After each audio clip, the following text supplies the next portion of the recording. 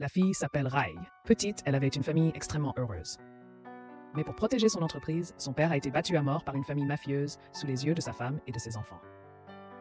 Rai voulait venger son père, mais la famille mafieuse possédait non seulement des richesses, mais aussi le soutien d'un homme politique influent. Un avocat Pyong a voulu l'aider, mais il n'avait tout simplement pas assez de pouvoir pour ébranler le statut de la famille mafieuse. Au contraire, il a perdu son emploi à cause de cela. Après l'échec du procès, l'avocat n'a pu que conduire Rai à l'étranger. Le jour où ils se sont dit au revoir à l'aéroport pour la protéger des représailles, Pyong lui a donné une nouvelle identité. Observant ses ennemis sur l'écran de l'aéroport, Rai se souvint du sourire sinistre et moqueur de son ennemi le jour où son père est mort à l'hôpital. Elle se jura qu'elle reviendrait pour les retrouver et venger son père. Depuis ce jour, Rai semblait avoir disparu du monde et même sa mère ignorait où elle se trouvait. 13 ans passèrent rapidement et l'avocat d'alors était devenu membre du Parlement. Ce jour-là, il reçut un colis en provenance des États-Unis. Après l'avoir ouvert, il découvrit une liasse de billets et un mot à l'intérieur. Après l'avoir lu, Pyong réalisa que la jeune fille d'alors était revenue et préparait son plan de vengeance pour récupérer tout ce qu'elle avait perdu. À cet instant, Rai était bloqué à la porte de la maternelle. C'était le premier jour d'école de sa fille. Les autres parents se plaignaient car une grande personnalité politique visitait l'école. En revanche, ils avaient été traités injustement. Rai sortit de la voiture pour vérifier, pour y voir inopinément, à l'intérieur de l'école, l'ennemi qui hantait ses rêves depuis 13 ans. Ce sourire terrifiant était comme un couteau acéré qui rendait la respiration impossible à Rai. À ce moment-là, la douleur dans sa paume la tira brutalement de son sommeil. Elle vit alors le gendre de la famille Chaebol dans la foule, et au moment où leurs regards se croisèrent, elle sut que son heure de la vengeance était arrivée. Pour quelqu'un d'aussi modeste que Rai, s'approcher d'une famille Chaebol aussi puissante, le chemin le plus court était de conquérir son cœur. Le vieil homme devant elle n'était autre que le premier ministre de Corée du Sud. Il avait utilisé les moyens les plus impitoyables pour obtenir son poste. Il y a 13 ans, pour le bien de son entreprise, il avait battu le père de Rai à mort. Alors Rai, âgé de 15 ans, était déterminé à venger son père. Après 13 années de souffrance silencieuse, Rai avait changé d'identité et était revenu dans le monde de cet homme.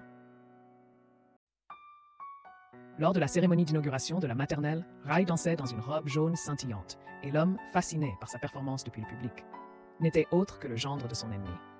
Il s'appelait Guillaume. Dans sa torpeur, il avait l'impression que les yeux de Rai le fixaient directement. Au plus fort de la danse, le feu intérieur de Guillaume était prêt à exploser.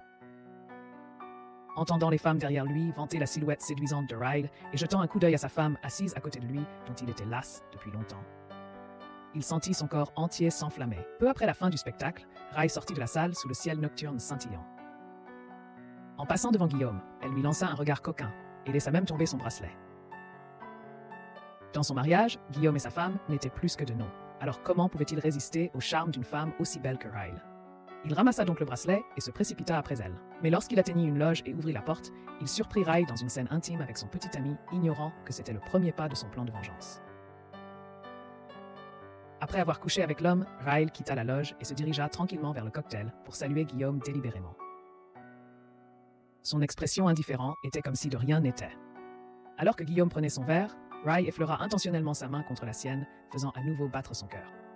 Plus tôt ce matin-là, lors de la réunion parents-professeurs, Rai avait délibérément placé le sac à dos de la fille de Guillaume sous les pieds d'une femme nommée Damri. Une femme que Sora méprisait ouvertement. Elle était donc extrêmement mécontente de Sora, qui était aussi l'épouse de Guillaume. Lorsque Damri ouvrit le sac et y trouva des couches pour bébé, elle vérifia le nom et réalisa qu'elles appartenaient à la fille de Sora. Immédiatement, Damri se moqua de Sora, disant que Sora ne savait pas s'occuper de son enfant. Cette remarque fut une gifle directe pour Sora. En tant qu'épouse de l'homme le plus riche de Corée du Sud, comment pouvait-elle tolérer une telle ridicule? Inopinément, c'est la fille de Sora qui se fâcha la première. La fillette griffa le visage d'un garçon qui s'était moqué d'elle, le blessant. Entendant le remue-ménage, les gardes du corps de Sora postés devant la porte se précipitèrent à l'intérieur. Mais noble elle-même, Damri ne recula pas et entama une confrontation avec Sora. Pendant ce temps, Raël, qui se tenait à l'écart, souriait secrètement, car tout se déroulait selon son plan. La situation s'envenima alors comme Raël l'avait anticipé, les deux nobles femmes refusant de céder. Sora exigea l'expulsion du fils de Damri de la maternelle, tandis que Damri insista pour que Sora s'excuse. Cela donna un sérieux mal de tête à la directrice, qui ne pouvait se permettre d'offenser aucun des deux camps. Raël est alors intervenue comme médiatrice, proposant une solution pour résoudre le conflit entre les deux parents, une conversation avec le mari de Sora. Peu après l'arrivée de Guillaume à la maternelle, à la vue de Raël, il s'est souvenu immédiatement de la scène dont il avait été témoin par hasard lors de la cérémonie d'ouverture. Raël et son petit ami faisant l'amour. Distrait par ses pensées, il a accepté sans réfléchir la demande de s'excuser auprès de l'autre parent. Ensuite, Raël et Guillaume ont commencé à discuter de l'éducation de leurs enfants. L'homme qui n'était jamais venu chercher son enfant personnellement à l'école est arrivé ce soir-là, mais uniquement pour rendre le bracelet que Raël avait intentionnellement laissé. Tombé à la fête, Raël a feint une grande joie et a dit que le bracelet était un souvenir de son père. Après l'avoir remercié, elle a essayé de le remettre avec empressement, mais a fait semblant de maladroitement le rater. Voyant le bracelet lui échapper encore et encore, Guillaume est intervenu pour l'aider. Au moment où sa main a touché sa peau, Guillaume a senti son corps entier s'enflammer, l'image de lui tenant un verre de vin avec elle refluant à nouveau dans son esprit. Pendant ce temps, Raël affichait volontairement un calme olympien, sachant que cet homme était totalement pris au piège. L'homme au léger six-pack inclinait maintenant la tête pour écouter les réprimandes de la femme du chebol, son comportement précédent ayant déplu à cette dernière. Furieuse, elle brisa son verre de vin et se lança dans une série d'insultes acerbes. Au fil des ans, le manque d'amour de son mari avait rendu son tempérament extrêmement irritable. Aussi, le garde du corps connaissait-il parfaitement les conséquences d'une offense à la maîtresse de maison, il ne pouvait que subir silencieusement les injures. Avant de partir, elle lui avait même interdit de mentionner ce qui s'était passé entre eux deux. En rentrant chez lui, Guillaume remarqua qu'il avait pris leur enfant et Sora lui demanda immédiatement pourquoi il l'avait fait aujourd'hui, car c'était habituellement le travail de la secrétaire. Mais Guillaume la critiqua, disant que lorsque leur fille avait besoin d'elle, elle n'était jamais à la maison. Alors Ra, se sentant coupable après avoir entendu cela, a rapidement emmené sa fille dans sa chambre et l'a bercée pour qu'elle s'endorme. Le même jour, Guillaume est retourné chercher sa fille. Après que le garde du corps eut aidé la petite fille à monter en voiture, Guillaume est resté pour discuter de la vérité de la vie avec la professeure. En s'asseyant, Guillaume a remarqué un orgue sur la table. Il a été assez surpris à ce moment-là, car cet instrument était très rare en Corée et ceux qui savaient en jouer l'étaient encore plus. Guillaume avait toujours adoré son son. Inopinément, Ra a mentionné qu'elle savait en jouer. Il était évident qu'elle l'avait appris exprès pour lui. Alors que la musique emplissait lentement la pièce, Guillaume ferma les yeux et se laissa bercer par la mélodie. En les rouvrant, il vit Rai se tenir devant lui et l'inviter à danser. Elle lui expliqua que la chanson s'intitulait « Le souvenir oublié » et qu'elle parlait d'un mendiant qui avait autrefois porté les robes d'un empereur. À cette époque, il avait subi un traumatisme crânien et perdu la mémoire. Ainsi, à son réveil, il passa le reste de sa vie à croire qu'il était l'empereur. Cette chanson conseille aux hommes d'oublier leur ego et de redécouvrir leurs propres désirs. Le tango est une danse où le rythme s'accorde avec les battements du cœur. Cœur contre cœur, fusionnant en un seul. Sous la conduite de Rail, Guillaume s'y abandonna de plus en plus, oubliant son identité de l'un des magnats les plus riches de Corée du Sud. Il ne se considérait que comme un jeune artiste, découvrant les premiers émois de l'amour. Après la danse, de retour chez lui, Guillaume était profondément troublé et agité. Bien que son épouse soit dans ses bras, ses pensées étaient accaparées par Rail. Pendant ce temps, Raid pénétrait dans une pièce mystérieuse, remplie de matériel de surveillance et d'un mur recouvert de photographies. Tout cela était méticuleusement préparé pour son plan de vengeance. Raid décrocha la photo de Guillaume, montrant clairement que cet homme était déjà dans sa main. Le lendemain, Seorak confia à son garde du corps qu'elle avait enfin fait l'amour avec son mari, la future épouse du magnat, négligée par son époux pendant 10 ans. Maintenant qu'elle avait reconquis l'affection de son mari, tous les gardes du corps qui avaient travaillé sans relâche pour elle auparavant étaient jetés comme des déchets. Non seulement cela, mais insatisfaite de ses performances sexuelles avec son mari, elle s'est rendue dans une clinique de chirurgie esthétique. Elle y a non seulement subi des soins du visage, mais a aussi chargé sa secrétaire de prendre rendez-vous dans une clinique gynécologique. La secrétaire a cru comprendre qu'elle voulait consulter un gynécologue et s'est fait réprimander par la dame. Seorak voulait en fait une chirurgie esthétique vaginale. Le personnel s'est rapidement excusé et s'est empressé de prendre les dispositions nécessaires. Une fois tout préparé et rentré chez elle, Seorak, presque cinquantenaire, enfile soudain une nuisette sexy et demande à la nourrice de préparer des jouets stimulants dans la chambre. Déterminée à reconquérir complètement le cœur de son mari ce soir-là, Seorak entre discrètement dans le bureau de Guillaume, met de la musique romantique et l'invite à prendre une douche. Et à aller au lit. Mais la peur dans ses yeux suffit à montrer qu'il n'en avait aucune envie. Car lors de leur dernier rapport intime, Guillaume n'avait pu être avec sa femme qu'en l'imaginant comme une autre. Ensuite, Guillaume resta immobile, un verre de vin à la main, tandis que la femme dansant à l'écran était celle qui avait ému son cœur. Après une lutte intérieure, Guillaume décida d'appeler Raël et de l'inviter à la villa familiale pour une fête. À ce moment-là, Raël était ravie car elle attendait avec impatience de capturer cette proie de choix. Pendant ce temps, le mari, ignorant ce qui allait arriver, remerciait encore sa femme d'avoir été félicitée par le président, ne se rendant pas compte qu'elle était trahie par elle. Le jour de la fête arriva bientôt et Raël apparut dans une robe jaune scintillante. Guillaume, qui la désirait jour et nuit, fut immédiatement captivé, au point de ne pouvoir détourner le regard d'elle. Cependant, puisque sa femme et le mari de Raël étaient également présents, Guillaume dut faire un grand effort pour réprimer ses sentiments. Lors d'une partie où tous trois misaient tout, Guillaume révéla une carte inédite. Tous pensaient que Raël abandonnerait, mais inopinément, elle captiva à nouveau Guillaume. Le retournement de situation dramatique laissa tout le monde stupéfait. Au moment où Guillaume se sentait agité, il reçut un appel téléphonique inattendu.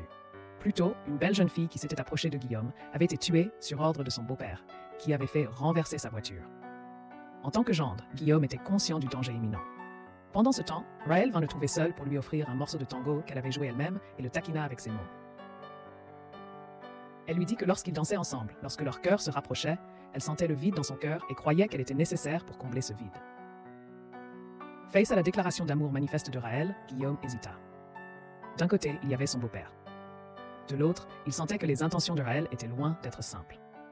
Il lui dit que Raël était dangereuse et que ses agissements semblaient suspects, qu'il devait donc rester prudent et qu'il n'avait aucun sentiment pour elle, la conseillant de ne plus l'approcher. Mais se souvenant de la rancune de 13 ans liée à la mort de son père, Raël n'était pas prête à abandonner. Elle retourna donc auprès de Guillaume et lui dit que s'il sentait le danger, elle sentait ses sentiments. Guillaume se retrouva ainsi pris dans un intense conflit intérieur.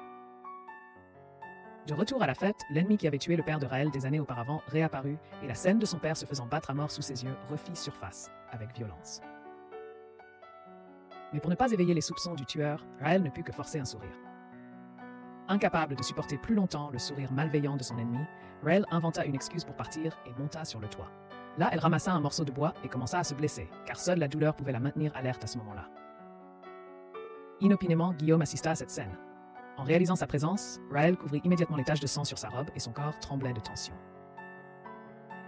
Lorsque Guillaume lui demanda ce qu'elle faisait, Raël mentit en disant qu'elle essayait simplement de couper un fil dépassant sur sa robe, mais qu'elle s'était accidentellement blessée.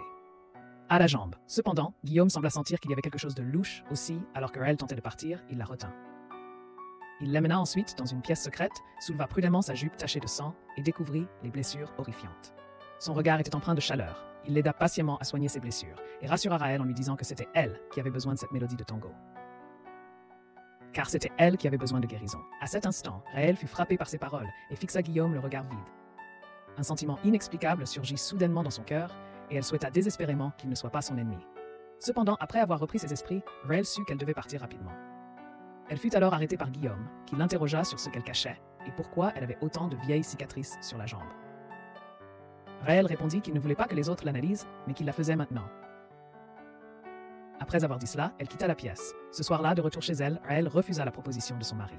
Après son départ, Raël, souffrante, s'assit sur le lit et ses souvenirs la ramenèrent 13 ans en arrière. Il s'avéra que son mari actuel était l'un des complices qui avait tué son père à l'époque. Pour se venger, cette femme a réellement mis sa vie en jeu. Le lendemain, Raël se rendit au magasin de musique pour demander au propriétaire quand cet accordéon serait mis aux enchères. Et naturellement, elle voulait l'acheter pour Guillaume afin de conquérir son cœur. Mais inopinément, le propriétaire lui dit que cet accordéon était déjà précommandé par l'homme le plus riche de Corée, Guillaume. Au moment où Raël exprima son étonnement, Guillaume arriva par hasard au magasin. Voyant cela, elle ne dit rien et sortit, sachant qu'il la suivrait. En effet, peu après, Guillaume la poursuivit et lui a demandé pourquoi elle voulait acheter cet accordéon. Craignant que son plan ne soit dévoilé, Raël a menti en disant qu'elle l'aimait simplement. Guillaume a immédiatement décelé son mensonge et lui a demandé ce qu'elle cachait réellement et quelles étaient ses véritables intentions en l'approchant. Se sentant acculée, Raël l'a réduit au silence par un baiser et lui a dit de ne pas penser à des détails insignifiants, mais d'être honnêtes l'un envers l'autre. Ce baiser a complètement captivé Guillaume et a également dissipé les doutes qu'il avait en tête. Étant professeur de ballet à la maternelle, Raël avait ramené la fille de Guillaume à la maison et était tombée accidentellement sur une pièce cachée dans son bureau. Dès qu'elle est entrée dans la pièce, elle a vu des étagères remplies d'argent et de lingots d'or. Mais ces objets ne l'ont pas émue. Son père avait été battu à mort il y a des années à cause d'un conflit d'entreprise et les registres comptables de la société avaient été saisis et étaient conservés chez Guillaume. Après quelques recherches, Raël découvrit une étagère pleine de registres de pots de vin. Alors qu'elle prenait une liste de transactions en espèces, Guillaume rentra à ce moment-là. Raël rangea précipitamment les documents et sortit de la pièce cachée, mais la porte était très lente à se fermer. De plus, elle vit Guillaume sur le point d'entrer dans la pièce. Anxieuse, elle tira la porte de ses mains. Puis Guillaume ouvrit la porte. Heureusement, la porte de la pièce cachée avait réussi à se fermer à temps. Raël a salué Guillaume d'un air stressé. Il a semblé remarquer quelque chose d'anormal, mais n'a rien dit, se contentant de lui ordonner de partir rapidement. Bien que Raël n'ait pas trouvé de preuves concernant la mort de son père, elle a malgré tout mis la main sur d'autres documents. Un instant auparavant, Raël avait découvert sur une étagère un journal relatant l'accident de voiture de cette année-là. Il s'est avéré que bien que Guillaume fût le président d'un conglomérat, sa mère n'était pas une dame de haute société, mais simplement une nourrice au service de son père. Après avoir donné naissance à Guillaume, elle a été piégée et tuée dans un accident de voiture. Sur le chemin du retour, Raël était toujours secouée et effrayée par sa découverte. Après avoir repris son souffle, elle a arrêté sa voiture, incapable de croire que le destin de Guillaume était aussi tragique que le sien. Pendant ce temps, Guillaume réfléchissait dans son bureau, se remémorant l'expression tendue de Raël plus tôt. Il semblait qu'elle avait trouvé quelque chose. Soudain, il a feuilleté le journal sur l'étagère et a constaté que quelqu'un l'avait touché. Il soupçonnait que Raël avait découvert son passé, un secret majeur qui pouvait compromettre l'héritage de son entreprise. Par conséquent, le lendemain, Guillaume invita nerveusement Raël et son mari chez lui. Tout en discutant, Guillaume s'enquit délibérément de la légende liée à la musique de l'accordéon, cette musique étant liée à sa mère décédée. En effet, après avoir entendu cela, l'expression de Raël changea radicalement. Après être sortie, elle appela une église en Italie, car seule la marraine là-bas connaissait cette légende. De plus, elle ne l'avait confiée qu'à Raël. Mais, inopinément, elle a raconté à Raël que cette légende avait aussi été transmise à un garçon qui avait fermé son cœur comme Raël l'avait fait après la mort injuste de sa mère. Le garçon s'appelait Guillaume. 8 ans auparavant, lorsque Raël est parti, Guillaume avait alors visité l'église. Il s'est avéré que les deux s'étaient croisés sans le savoir en Italie 8 ans plus tôt. Le lien entre eux était effectivement extraordinaire. En apprenant cela, Raël a éprouvé un sentiment différent pour Guillaume, passant d'une simple vengeance à quelque chose de plus profond. Dans les coulisses de la performance de Raël au Tondo, Guillaume est réapparu. Raël a tendu la main pour tirer le rideau, puis s'est graduellement approchée de lui. À cet instant, elle avait oublié sa haine et n'était remplie que d'amour, au milieu de la complexité de sa relation avec l'homme qui se trouvait devant elle. Elle ne fuirait plus. Elle a dit qu'elle n'avait besoin que de lui. Cependant, inopinément, alors que Raël allait se perdre, Guillaume la poussa, la faisant tomber par terre. Guillaume soupçonnait Raël de comploter quelque chose. À ce moment-là, le cœur de Guillaume était en profond conflit. D'un côté, Raël avait complètement volé son cœur. Mais lorsqu'il pensait à sa mère, autrefois nourrice dans une riche famille pour avoir séduit son père, elle avait fini par mourir injustement. Il ne voulait pas que Raël finisse comme elle. Alors finalement, Guillaume tentait de se contrôler. De retour à la maison, la mère de Raël a demandé s'il y avait eu des progrès significatifs.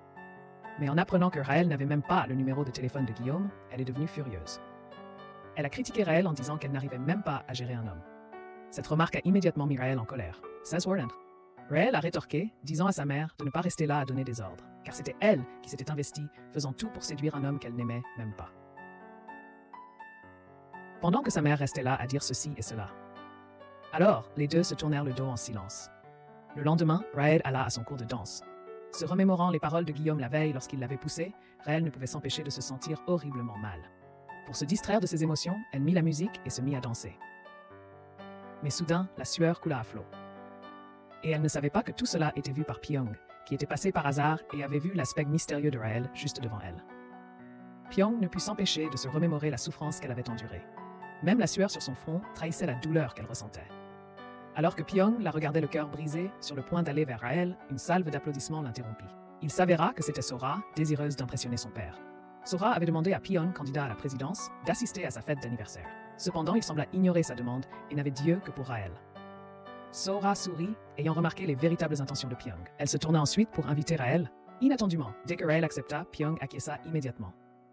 Ce soir-là, Raël raccompagna Sora chez elle, mais elle vit un homme couvert de sang dans sa villa, ce qui fut le sort de ceux qui s'opposèrent à la principale famille Cable du Pays. Le détachement de leur attitude rappela involontairement à Raël la scène de la torture de son père des années auparavant, identique à celle de l'homme devant elle.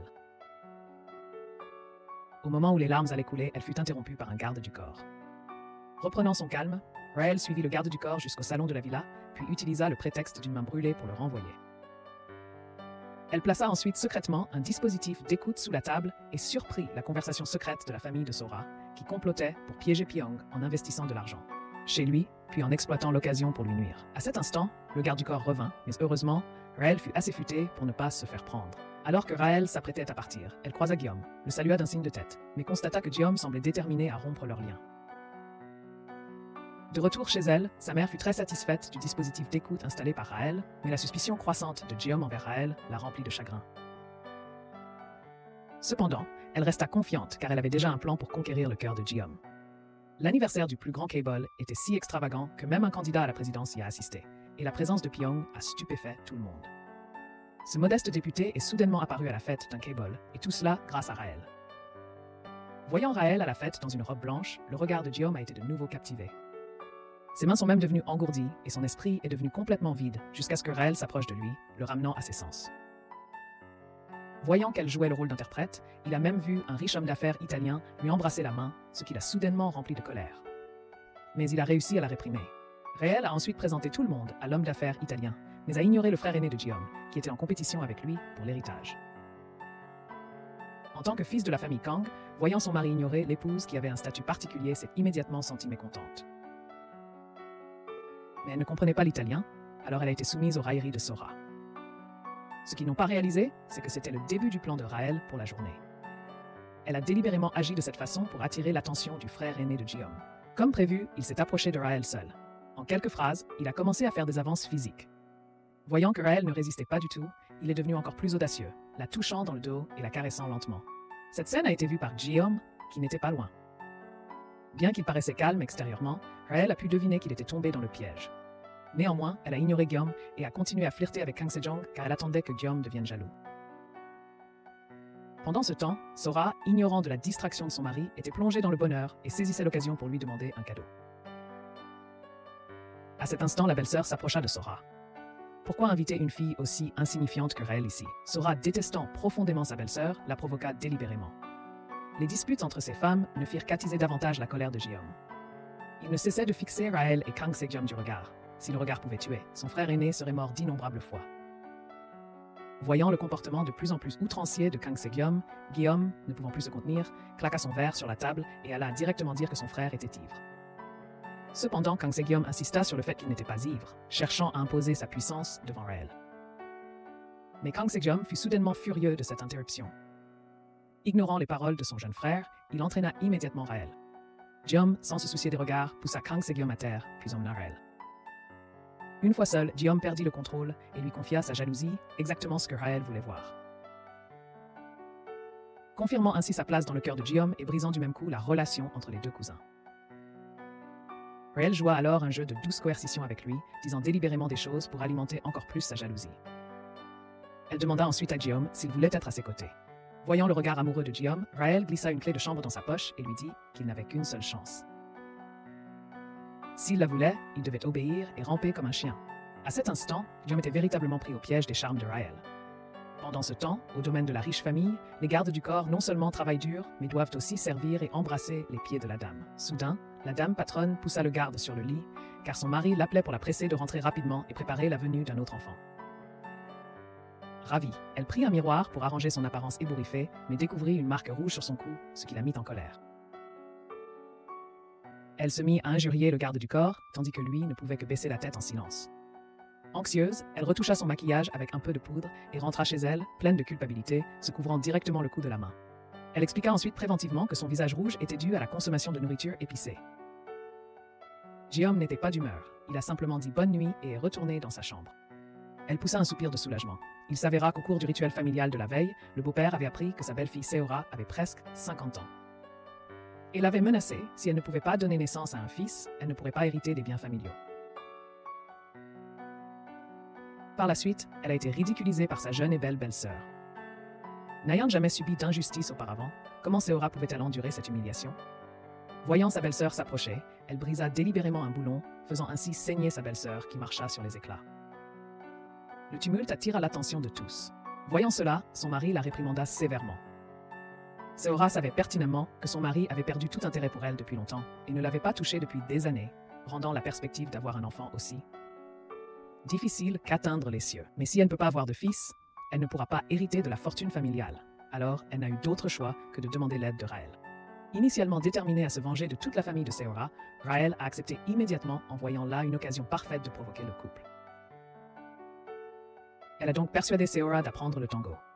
Elle a dit que la danse pouvait non seulement exercer le corps, mais qu'elle donnerait aussi un spectacle à la maternelle prochainement et que d'ici là, Gong changerait d'avis en voyant sa femme briller sur scène.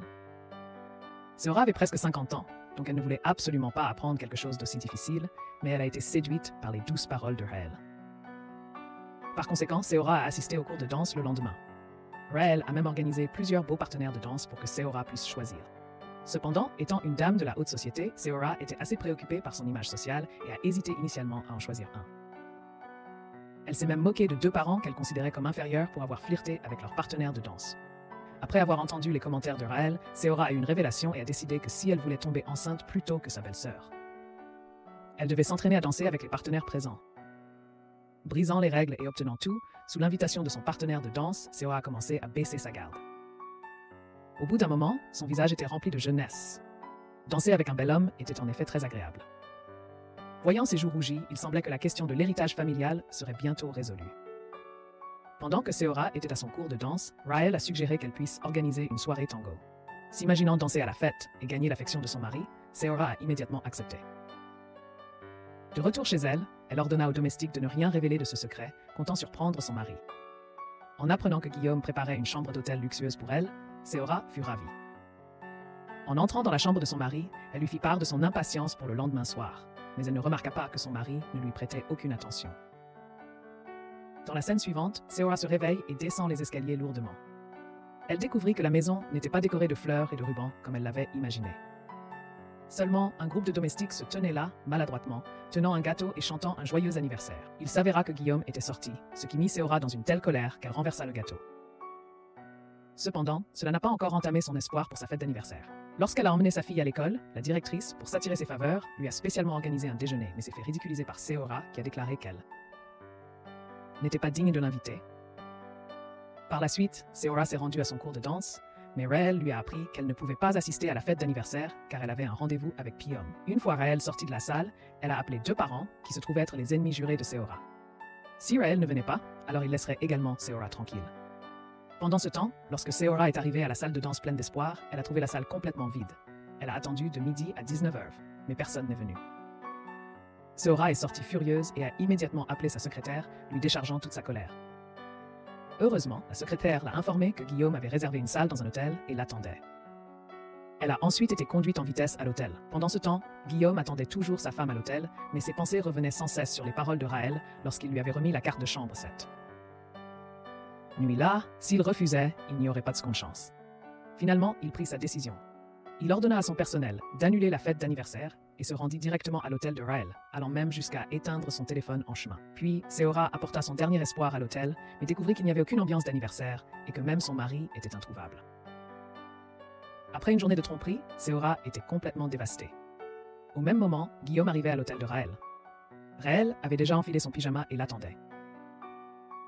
En fait, Raël avait anticipé depuis longtemps le choix de Guillaume. Ses yeux envoûtants et ses mains douces caressaient le visage de Guillaume ainsi que le parfum envoûtant de son corps, difficile à résister pour tout homme. Raël se dirigea vers la baignoire où l'homme qui l'attendait n'était autre que le gendre de l'ennemi auquel elle pensait jour et nuit depuis 13 ans. Pendant ces 13 années, elle ne s'était considérée que comme un instrument, prête à utiliser son corps pour attirer ses ennemis, et enfin, ce jour-là, son plan était sur le point de réussir. Bientôt, elle mettrait toute la famille Shaybol à genoux. Pendant ce temps, la femme de Guillaume pleurait à la maison, la fête d'anniversaire qu'elle attendait depuis si longtemps, seulement pour que son mari disparaisse soudainement. Elle avait même appelé son père à l'aide sottement. Après s'être plainte auprès de son père de l'injustice qu'elle avait subie, elle n'a reçu que des réprimandes de sa part. À cet instant, Seora s'est sentie comme une orpheline, abandonnée du monde entier. Elle a pleuré de désespoir, ce qui a même effrayé le personnel de maison. Il n'arrivait pas à croire que la dame de la maison, autrefois si dominante, était tombée si bas. Puis, elle s'est accrochée à son dernier espoir et a appelé Raël pour lui raconter ses problèmes, car désormais, personne d'autre n'était à ses côtés. Pendant ce temps, Raël a feint de la réconforter, disant à Seora que si elle pouvait obtenir le projet du grand magasin de son père Cable, elle pourrait tout récupérer. En entendant cela, Seora s'est émue et a ajouté qu'elle ferait de Raël son vice-président plus tard. Après avoir raccroché, elle s'est accrochée à un mince espoir pour appeler son mari, mais comme prévu, son téléphone était éteint car il n'avait aucune intention de répondre. Étant occupé à se prélasser dans un bain et à caresser lentement la femme devant lui, celle qu'il convoitait depuis longtemps. Finalement, elle avait Raël. Après avoir passé une nuit avec son ennemi, ce n'était que la première étape du plan de Raël. Ensuite, elle aiderait Guillaume à atteindre le sommet de sa carrière, puis l'utiliserait pour détruire toute la famille Shaybol. Mais aussi minutieux que soit son plan, l'amour dans son cœur était difficile à contrôler. En regardant Guillaume dormir à côté d'elle, Raël tendit lentement la main pour caresser son visage. En ce moment, elle souhaitait qu'il ne soit pas son ennemi, mais simplement son amant, comme ce serait merveilleux. Pourtant, le destin avait ses voies cruelles, et la rancune du meurtre de son père était toujours profondément gravée dans son esprit, alors elle retira rapidement sa main. Pendant ce temps, Seora avait été abandonnée par son mari à sa fête d'anniversaire la nuit dernière, attendant toute la nuit jusqu'à 5 heures du matin. Mais il n'était toujours pas rentré. Elle était donc furieuse, mais la seule personne à qui elle pouvait se confier était sa secrétaire. Cependant, la plus malchanceuse fut la secrétaire de son mari, qui se prit une gifle sans raison apparente. Pendant ce temps, Guillaume venait de se réveiller et vit Raël encore allongé à côté de lui. Il avait l'impression de ne pas avoir aussi bien dormi depuis 5 ans. Avant de partir, Guillaume donna à Raël un téléphone privé, expliquant que le sien était sur écoute par sa femme. En plus, il lui offrit un collier de diamants d'une valeur de plusieurs millions de dollars. Et bien sûr, Raël dut toujours faire semblant d'être incroyablement surprise. En rentrant chez lui, Guillaume découvrit une scène chaotique et un groupe de domestiques tremblants. Guillaume prit la parole avant même que son épouse ne lui pose la question. Il expliqua à Sora combien de fois il avait dû le répéter, une servante n'est pas une esclave, et quand Sora cesserait de la maudire et de la battre. Mais sous les questions de son épouse, Guillaume finit par avouer qu'il en avait assez de Sora. À cet instant, Sora n'arrivait pas à croire ce qu'elle venait d'entendre, mais la douleur au cœur qu'elle ressentait prouvait tout. Avant même qu'elle puisse poser la question suivante, Guillaume s'était déjà dirigé vers sa chambre. Refusant de l'accepter, Sora le poursuivit et découvrit qu'il allait dormir dans la chambre d'amis. Il lui dit qu'il ne voulait plus partager son lit avec elle. La conversation entre les deux était transmise aux oreilles de Raël grâce au logiciel de piratage installé sur le téléphone de Guillaume. À ce stade, Raël avait réussi à semer la discorde entre eux, et l'étape suivante consistait à s'occuper du mari qui avait autrefois trahi son père. Raël fit semblant de recevoir un colis. Lorsqu'elle mentionna le nom de l'expéditeur et s'apprêta à ouvrir la boîte, l'expression du mari changea immédiatement. Le nom de l'expéditeur n'était autre que celui du père décédé de Raël. Il mentit donc immédiatement en disant que cela devait avoir été livré par erreur, mais sa réaction était exactement celle que Raël et sa mère avaient anticipée. Le but de la fausse livraison était de piéger le mari dans leur stratagème. En effet, le lendemain, le mari se précipita pour trouver l'ennemi impliqué dans le meurtre du père de Raël des années auparavant, et toute la scène fut filmée par une personne que Raël avait chargé de le faire. Raël, qui se trouvait dans la salle d'écoute, entendit tous les plans secrets de l'ennemi. C'était l'épreuve pour les mettre en prison. Quelle terreur, ces femmes désespérées en amour. Simplement parce que son mari a suggéré qu'ils dorment dans des chambres séparées, Sora a décidé de détruire les chambres communicantes. Cependant, elle ignorait que la personne en qui elle avait le plus confiance était en réalité la maîtresse qui avait séduit son mari. De plus, cette femme a dirigé toute sa frustration vers sa fille, la forçant à appeler son père et à lui demander de rentrer à la maison. L'enfant était si effrayée qu'elle a éclaté en larmes. Raël a fait semblant d'être une bonne personne et a pris le téléphone de Sora pour appeler Guillaume. Mais lorsque Guillaume a vu son épouse appeler, il l'a directement ignorée. Ce n'est que lorsque Raël a sorti son téléphone secret pour appeler que Guillaume est devenu extrêmement excité. De retour à la maison, en voyant le désordre par terre, la première personne dont Guillaume s'est inquiété n'était pas sa femme, mais il a demandé si elle était blessée. Heureusement, Raël est resté calme et a immédiatement appelé Sora. En voyant le mari qui l'avait conduite à la folie, Sora a pris une assiette et la lui a lancée, la brisant en 1000 morceaux. Le réflexe de Guillaume a été de protéger Raël et non sa fille qui se trouvait à proximité. Heureusement, Raël l'a rapidement tiré vers leur fille, empêchant Sora de remarquer quoi que ce soit. Plus tard, de retour dans la chambre, Raël a réconforté Sora tout en ajoutant secrètement des somnifères à sa boisson. Sora a presque 50 ans et est vraiment stupide. Elle pense toujours pouvoir remporter le projet de l'entreprise de son père, puis faire de Raël la vice-présidente. Après une journée de destruction, Sora s'est bientôt endormie profondément. Une fois Guillaume assuré que sa femme dormait profondément, il soigna les blessures de Raël sans hésitation, lui témoignant une telle tendresse comme s'il ne ressentait aucune culpabilité. Envers son épouse, son seul souci semblait être de savoir si la blessure laisserait une cicatrice sur le visage de Raël. Pendant ce temps, Raël continuait à déployer son charme séducteur. Non seulement elle prépara soigneusement un repas pour Guillaume, mais elle exécuta également un tango incroyablement captivant. En regardant ses yeux séducteurs et ses cheveux gracieux qui flottaient pendant qu'elle dansait, Guillaume était complètement captivé. Il la prit immédiatement dans ses bras. Peut-être y avait-il autrefois un conflit dans le cœur de cet homme, mais en réalité, Raël elle-même était également déchirée. Elle voulait se venger, mais craignait de tomber amoureuse de cet homme. De retour chez elle, elle en discuta avec empressement avec sa mère, prévoyant d'intenter une action en justice contre Guillaume et son beau-père dès que possible. Voyons à quel point la femme de ce cabal est vraiment généreuse, pensa-t-elle. Face à 2 mannequins qu'elle venait de rencontrer, elle leur remit chacun 100 millions de won avec désinvolture. Cela laissa les 2 mannequins bouche bée, mais la femme leur expliqua que cet argent servait à séduire 2 femmes particulières pour une nuit et qu'ils devaient prendre des photos comme preuve. Les personnes qui pouvaient pousser Sora à se venger à tout prix étaient ces 2 femmes de cette puissante famille. Non seulement ces 2-là n'avaient-elles pas simplement abandonné Sora à sa propre fête d'anniversaire, mais elles lui offraient maintenant un cadeau destiné à l'humilier. Lorsque la secrétaire ouvrit le coffret cadeau, elle fut tellement effrayée par son contenu qu'elle faillit le laisser tomber, provoquant un éclat de rire général. En tant que fille du premier ministre sud-coréen, Sora ne pouvait en aucun cas avaler une telle insulte. Ruiner leur réputation serait la punition la plus légère, car quiconque avait offensé Sora auparavant avait fini par être tué par des tueurs à gages qu'elle avait engagés. En parlant à Sora, Raël découvrit un secret terrifiant. Avant que Sora n'épouse Guillaume, il y avait une belle jeune fille avec qui il entretenait une relation amoureuse. Et cette fille s'avéra être la fille biologique de la femme qui travaille. Actuellement avec Raël. Pour éliminer sa rivale, Sora s'en était personnellement occupé. De plus, après que la famille de Sora eut volé la société du père de Raël, la mère de Raël avait toujours voulu la récupérer. Mais finalement, Sora l'avait assassinée de ses propres mains. En entendant cela, l'esprit de Raël devint immédiatement vide. Elle avait toujours cru que sa mère avait simplement disparu à l'époque, mais jamais elle n'avait imaginé que Sora l'avait tuée. De retour chez elle, elle a enfin laissé sortir la profonde douleur qu'elle cachait. À cet instant, elle ne voulait rien de plus que de prendre un couteau et de tuer son ennemi. Mais la raison lui disait que ce n'était pas encore le moment. Le supplice rongeait son cœur. Elle ne pouvait que laisser la pluie la laver pour purifier son esprit. Heureusement, Pyong est arrivé juste à temps pour la réconforter. Voyant les sanglots silencieux de Raël, Pyong a compris le poids de ce qu'elle endurait. Cela lui a rappelé les jours douloureux qu'il avait traversés lorsqu'il avait rencontré Raël pour la première fois, et à partir de ce moment, il a pris sa décision. Même si c'était une voie sans retour, même s'il devait miser tout son avenir là-dessus, il aiderait Raël pour toujours, jusqu'au bout.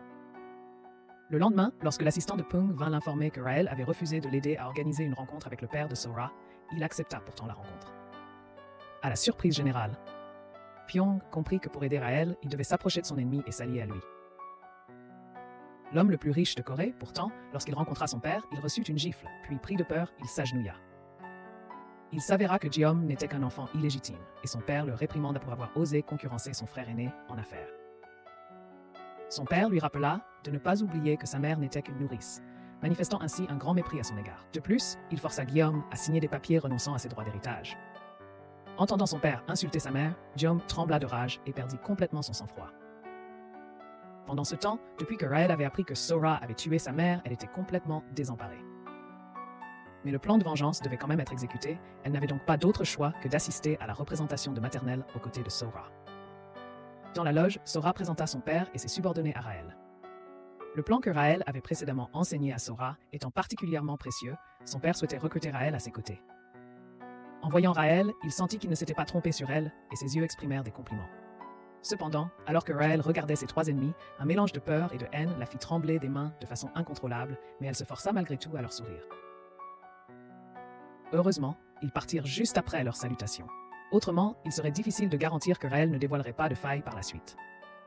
Sur scène, Raël portait un costume noir et dansait avec Sora.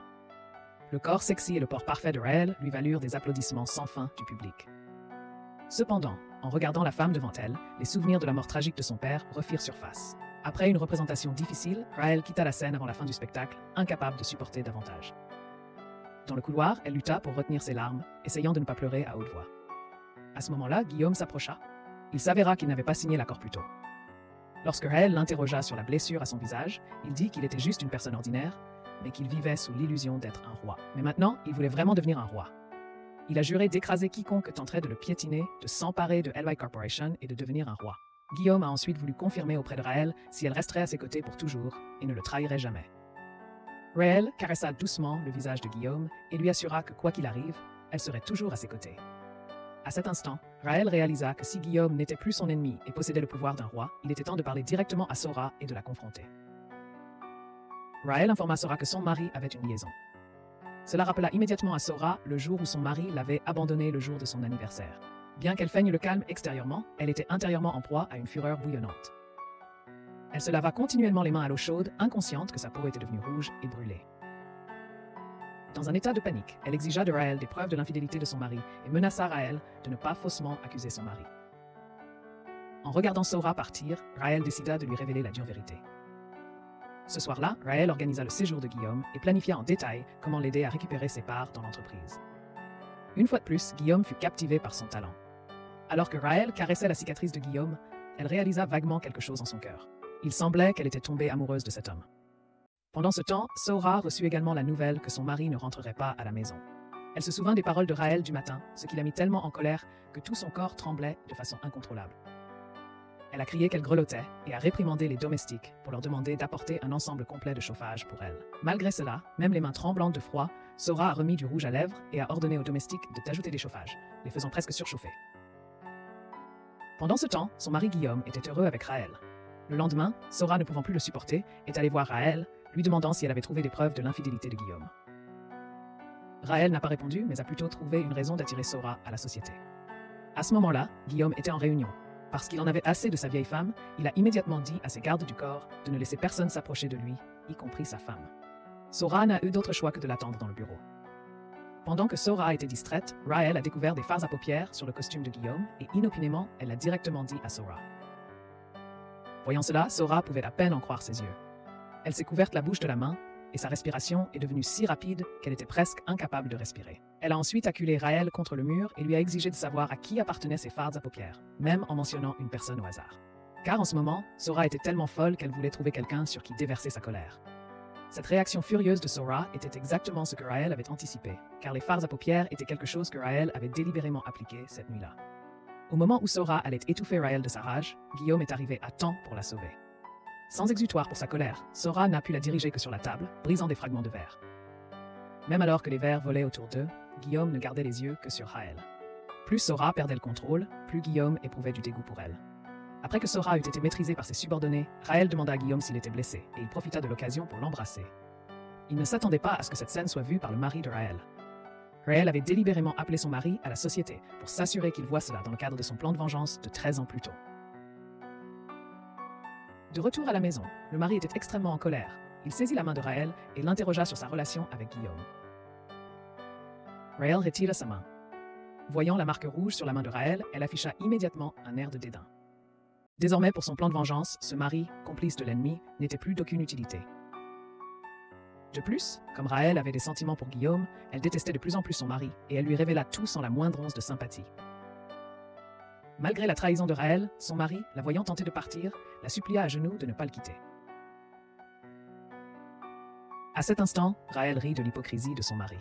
Même maintenant, alors que tout était arrivé à ce point, il continuait à faire semblant, comme si cette année-là, sans lui, l'entreprise de son père n'aurait pas pu tomber aussi facilement, aux mains d'autres. Entre-temps, elle était si bouleversée, après avoir vu des traces de fards à paupières de la maîtresse sur les vêtements de son mari, qu'elle avait perdu tout contrôle. Même en se lavant les mains, elle voyait des restes scintillants sur sa peau. Le garde du corps qui s'occupait d'elle vint prendre de ses nouvelles, mais Sora le prit pour quelqu'un se moquant d'elle.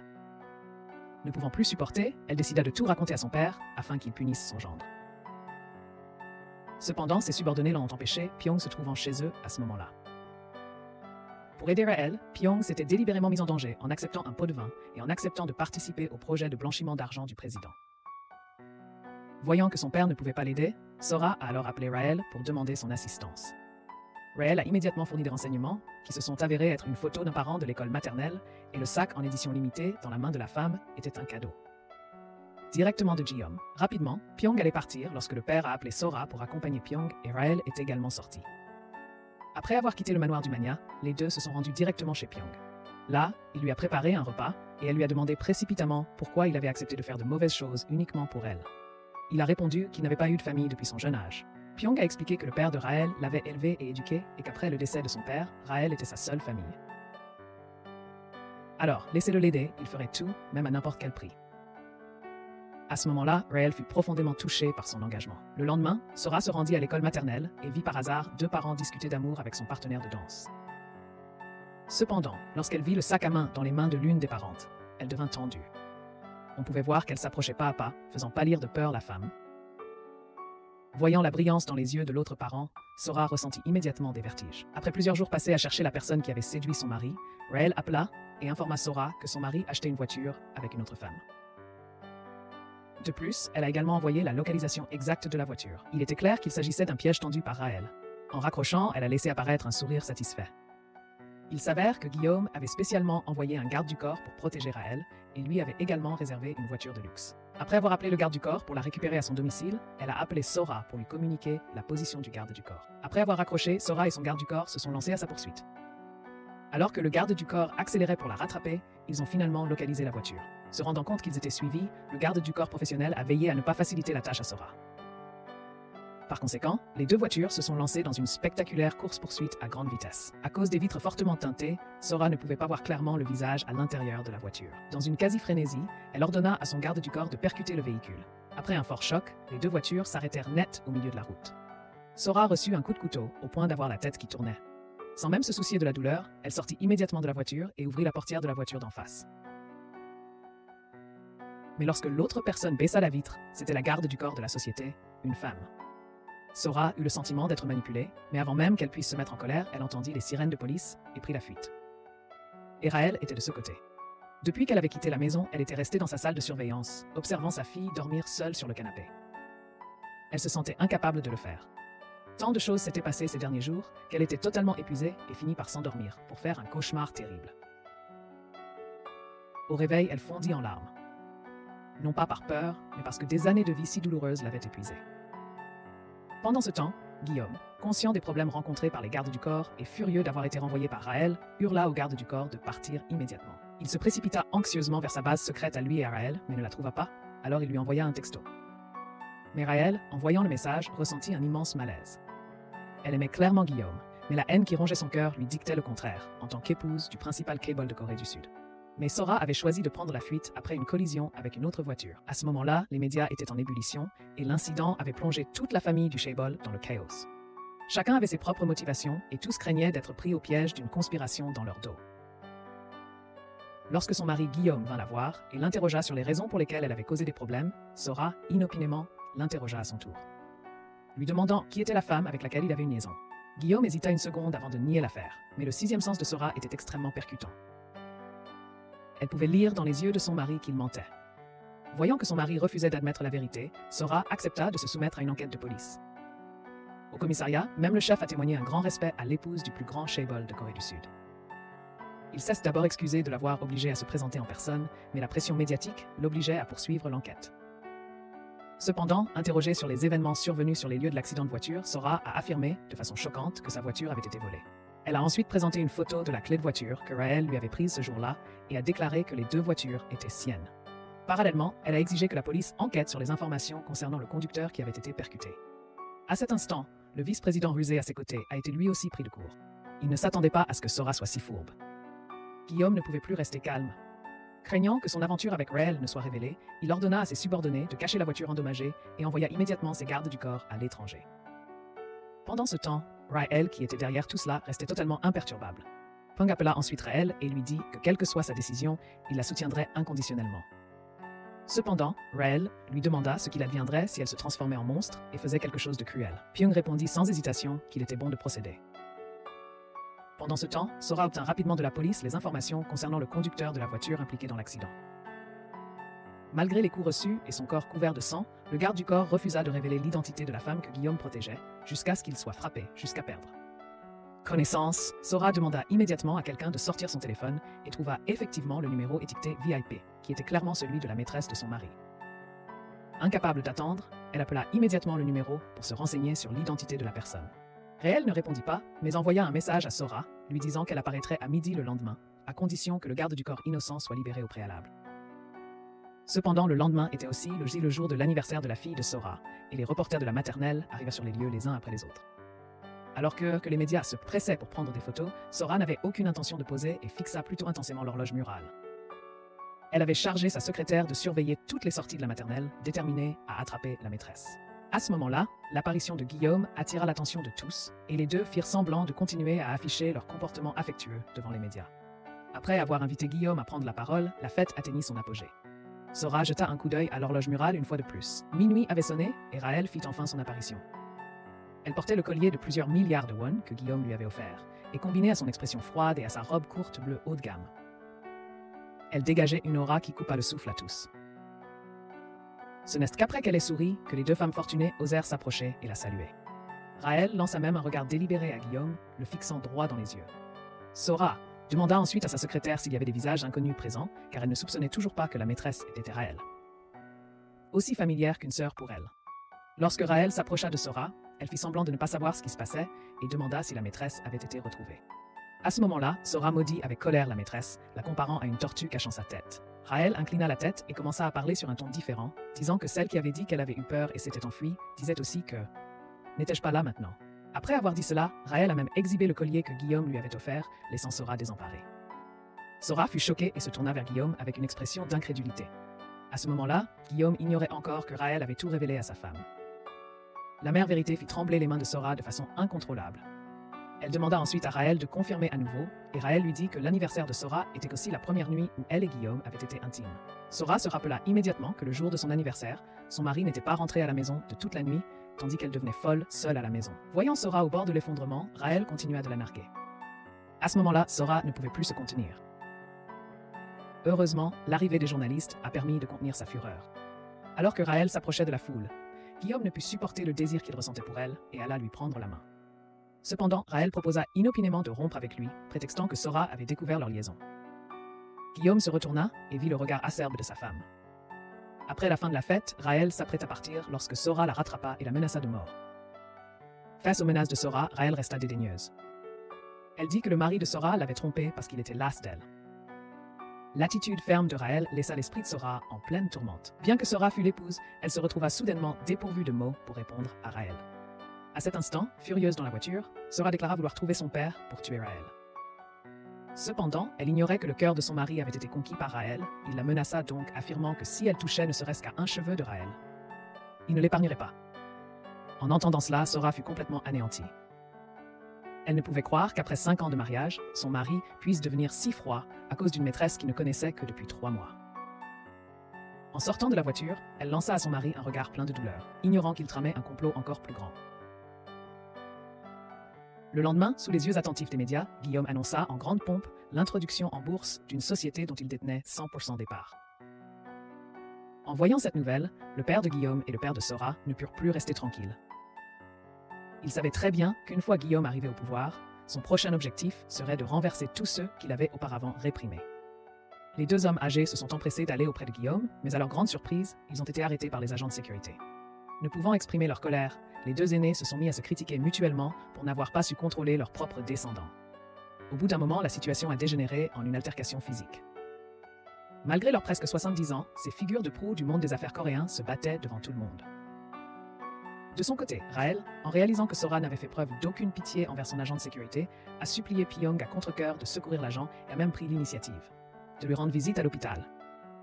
L'agent de sécurité, qui avait été violemment battu et était resté loyal, allait finalement devenir un allié précieux pour Raël. Pendant ce temps, Guillaume organisait une fête dans son entreprise. Après avoir pris des dispositions pour son personnel, il se précipita chez Raël, impatient de la voir. Même pour un bref instant, il ne pouvait plus supporter ce désir intense.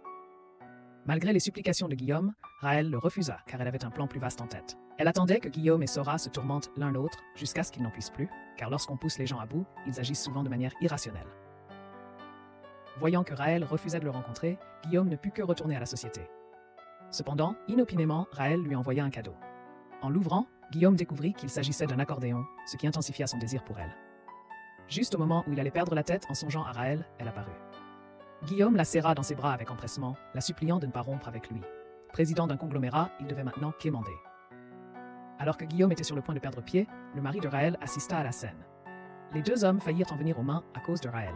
Il n'était pas difficile de deviner que l'apparition du mari à ce moment crucial était une manœuvre délibérée de Raël. Son but était de provoquer la possessivité de Guillaume et de le forcer à divorcer de Sora. Guillaume ordonna alors à ses gardes du corps de mener le mari de force. Lorsque Raël prétexta que Sora avait découvert leur relation pour exiger que Guillaume rompe tous ses liens avec elle, Guillaume répondit qu'il réglerait les choses chez lui. Raël laissa un message disant qu'elle l'attendrait, puis s'en alla immédiatement, laissant Guillaume seul. De retour chez lui, le mari jeta toutes les affaires de Raël dehors. Il s'est avéré que ces objets étaient tous des vêtements qu'elle portait lorsqu'elle a rencontré Guillaume. Lorsque le mari a découvert le collier Billion One que Guillaume lui avait offert, sa colère s'est intensifiée. Il a juré d'affronter Guillaume dans un règlement de compte. Après le départ du mari, Raël a laissé échapper un sourire triomphant. À cet instant, sa mère est entrée et l'a averti qu'avec l'escalade de la situation, cela signifiait que leur plan avait été découvert. Si Guillaume ne divorçait pas de Sora et que son identité était révélée, alors elle ne pourrait jamais assouvir sa vengeance. En apparence, Raël semblait très confiante, mais elle a rapidement été tourmentée par un cauchemar où elle se retrouvait piégée dans un enfer sans issue. Et dans le brouillard, elle se voyait tuer ses ennemis de ses propres mains. Mais en voyant ses mains tachées de sang frais, elle fut terrifiée et se réveilla en sursaut. À cet instant, Pyong l'appela, ayant appris que Raël avait révélé son identité à Sora. Il craignait qu'elle ne subisse des représailles. Le lendemain, la maternelle organisa une fête pour Sora, qui était essentiellement une démonstration de flatterie, car ils avaient appris que la société de Guillaume était cotée en bourse. Lorsque Raël arriva à la maternelle, elle fut surprise de constater que Sora était toujours déterminée à tenir une réunion pour dissiper tout soupçon concernant la présence de Raël. Dans la salle de réunion, dès qu'elle rencontra Sora, l'atmosphère dans la pièce devint extrêmement tendue. Sora ordonna à sa secrétaire d'expulser Raël. Mais bien sûr, Raël refusa de partir, car elle n'avait toujours pas éclairci d'où venait la confiance de Sora. Tout le monde était perplexe, ne comprenant pas ce qui se passait, se demandant pourquoi les deux sœurs, qui avaient été si proches auparavant, étaient soudainement en conflit. Soudain, une forte gifle retentit dans la pièce, surprenant tout le monde. Avant même que quiconque puisse réagir, une autre gifle suivit. Cependant, Raël ne semblait pas du tout en colère. Au lieu de cela, elle feignit l'innocence et demanda à Sora pourquoi elle était contrariée. À ce moment-là, elle provoquait délibérément Sora, testant si elle oserait mentionner l'infidélité de son mari devant tout le monde. Comme prévu, Sora ne le fit pas. Elle se tourna simplement vers les autres et expliqua qu'il y avait eu quelques frictions entre elle et Raël lors de la fête. En entendant cela, Raël sourit d'un air condescendant et s'en alla, car elle savait que Sora la rechercherait à nouveau. Fidèle à ses attentes, après la réunion, Sora appela Raël à part. Lors de leur conversation, Sora a volontairement mentionné que Guillaume s'était excusé auprès d'elle la veille et combien ils étaient heureux ensemble. Elle a même dit que grâce à elle, elle avait réussi à prendre le contrôle du projet de l'entreprise pour le département. En entendant cela, Raël fut stupéfaite. Les choses ne se déroulaient pas du tout comme elle l'avait prévu. Mais le rebondissement le plus inattendu restait à venir.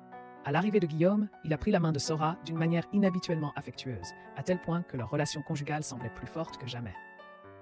Raël a regardé Guillaume délibérément, mais à sa grande surprise, il l'a complètement ignoré et est parti en tenant la main de Sora. À cet instant, Raël se sentit incroyablement angoissée et commença à ressentir un sentiment de désespoir. De retour chez elle, elle et Pyong ont regardé Guillaume et sa femme lors de la conférence de presse de l'entreprise à la télévision. Pyong lui a dit que la situation était désormais hors de contrôle, car tous les ennemis précédents de Sora avaient été traités d'une manière inhabituelle. Il a conseillé à Raël de mettre temporairement de côté ses griefs et de faire profil bas pour éviter cette tempête. Cependant, Raël n'a montré aucune peur. Elle a dit que, même si quelque chose de malheureux devait lui arriver, elle demandait seulement à Pyong d'aider sa mère. Voyant la femme consumée par la haine devant lui, Pyong a été profondément peiné et a finalement révélé les 3 mots qu'il avait gardés cachés depuis toujours. « Je t'aime », mais Raël était fondamentalement incapable de lui répondre. Cependant, Pyong a dit qu'il n'avait pas besoin de réponse de sa part et qu'il soutiendrait pleinement son plan de vengeance à tout prix, pourvu qu'elle puisse rester en sécurité. Il lui a dit que si jamais elle se sentait dépassée, elle pouvait venir le trouver pour obtenir du soutien à tout moment et ne pas souffrir seule. Quant à savoir si elle accepterait ses aveux, il a dit qu'il attendrait qu'elle ait achevé sa vengeance pour lui redemander. À ce moment précis, sa mère a joué un sale tour. Elle a envoyé quelqu'un pour informer Guillaume que Raël était la fille de son ennemi. Heureusement, Pyong l'a découvert à temps. Sur le chemin du travail, Pyong a vu par hasard un homme s'approcher de Guillaume. Reconnaissant en cet homme l'une des victimes d'il y a des années, Pyong a immédiatement pensé que s'il suivait Guillaume, il pourrait découvrir quelque chose. En effet, à l'entrée de l'hôtel, il a vu l'homme remettre une enveloppe à Guillaume. Au moment où Guillaume allait l'ouvrir, Pyong a réussi à sortir de la voiture et à l'en empêcher. Puis, sous prétexte de discuter de travail, il a invité Guillaume à boire un verre. Pendant que Guillaume examinait les documents que Pyong lui avait remis au bureau, Pyong a appelé secrètement Raël et lui a demandé de distraire Guillaume. Il a ensuite glissé les documents dans son sac à l'insu de tous. De son côté, Guillaume, répondant à l'appel de Raël, lui a immédiatement expliqué pourquoi il ne lui avait pas souri à la maternelle. Il a dit que c'était à cause de Seora. De plus, son entreprise venant d'être cotée en bourse, il ne pouvait se permettre aucun scandale. Il a ensuite invité Raël à le rejoindre à l'hôtel. Entendant le mot hôtel, Raël s'est souvenu du commentaire de Seora, selon lequel Guillaume cherchait simplement à satisfaire ses désirs passagers. Alors que Raël est en proie au doute, sa mère est entrée pour la mettre en garde contre le risque de ruiner son plan de 13 ans pour l'amour. Pendant ce temps, après avoir obtenu les documents, Pyong a immédiatement appelé Raël. En ouvrant les documents, Raël a été dévasté, car il ne contenait que des photos d'elle enfant, ainsi que des secrets sur sa véritable identité. Si Guillaume découvrait cela signifierait qu'elle devait réellement mourir. Pyong a rapidement déduit que la seule personne qui pouvait tout savoir sur Raël était sa mère. À ce moment-là, Raël était presque devenue folle. Son plan de vengeance vacillait déjà, et elle venait d'être trahie par la personne en qui elle avait le plus confiance. Peut-être qu'avant, malgré ses apparences, Raël avait involontairement laissé transparaître quelques émotions et de la compassion. Mais à partir de cet instant, elle était totalement corrompue. Dans la chambre obscure, Raël attendait silencieusement le retour de sa mère. À l'arrivée de sa mère, Raël l'a mit en garde sur un ton très déterminé, la menaçant de ne pas la laisser tranquille si elle continuait à la saboter. Sa mère fut pétrifiée par le regard de Raël et pouvait difficilement croire que cette femme était vraiment devenue un démon. De l'autre côté, lorsque le père de Seora l'appela, elle était tellement terrifiée que ses mains tremblaient de façon incontrôlable et elle raccrocha immédiatement. Quand le subordonné de son père l'appela, elle tremblait encore de peur au point de pouvoir à peine respirer. Il s'est avéré que Guillaume avait secrètement créé une société privée à l'insu de son beau-père, ce qui indiquait clairement une intention de voler des parts de marché au beau-père, le plus riche de Corée du Sud. L'ancêtre de Seora, furieux, est parti à sa poursuite en voiture, la terrorisant au point qu'elle n'osa pas ouvrir la portière et tenta de s'enfuir. Réalisant que la situation était inévitable, Seora alla à contre-cœur rencontrer son père.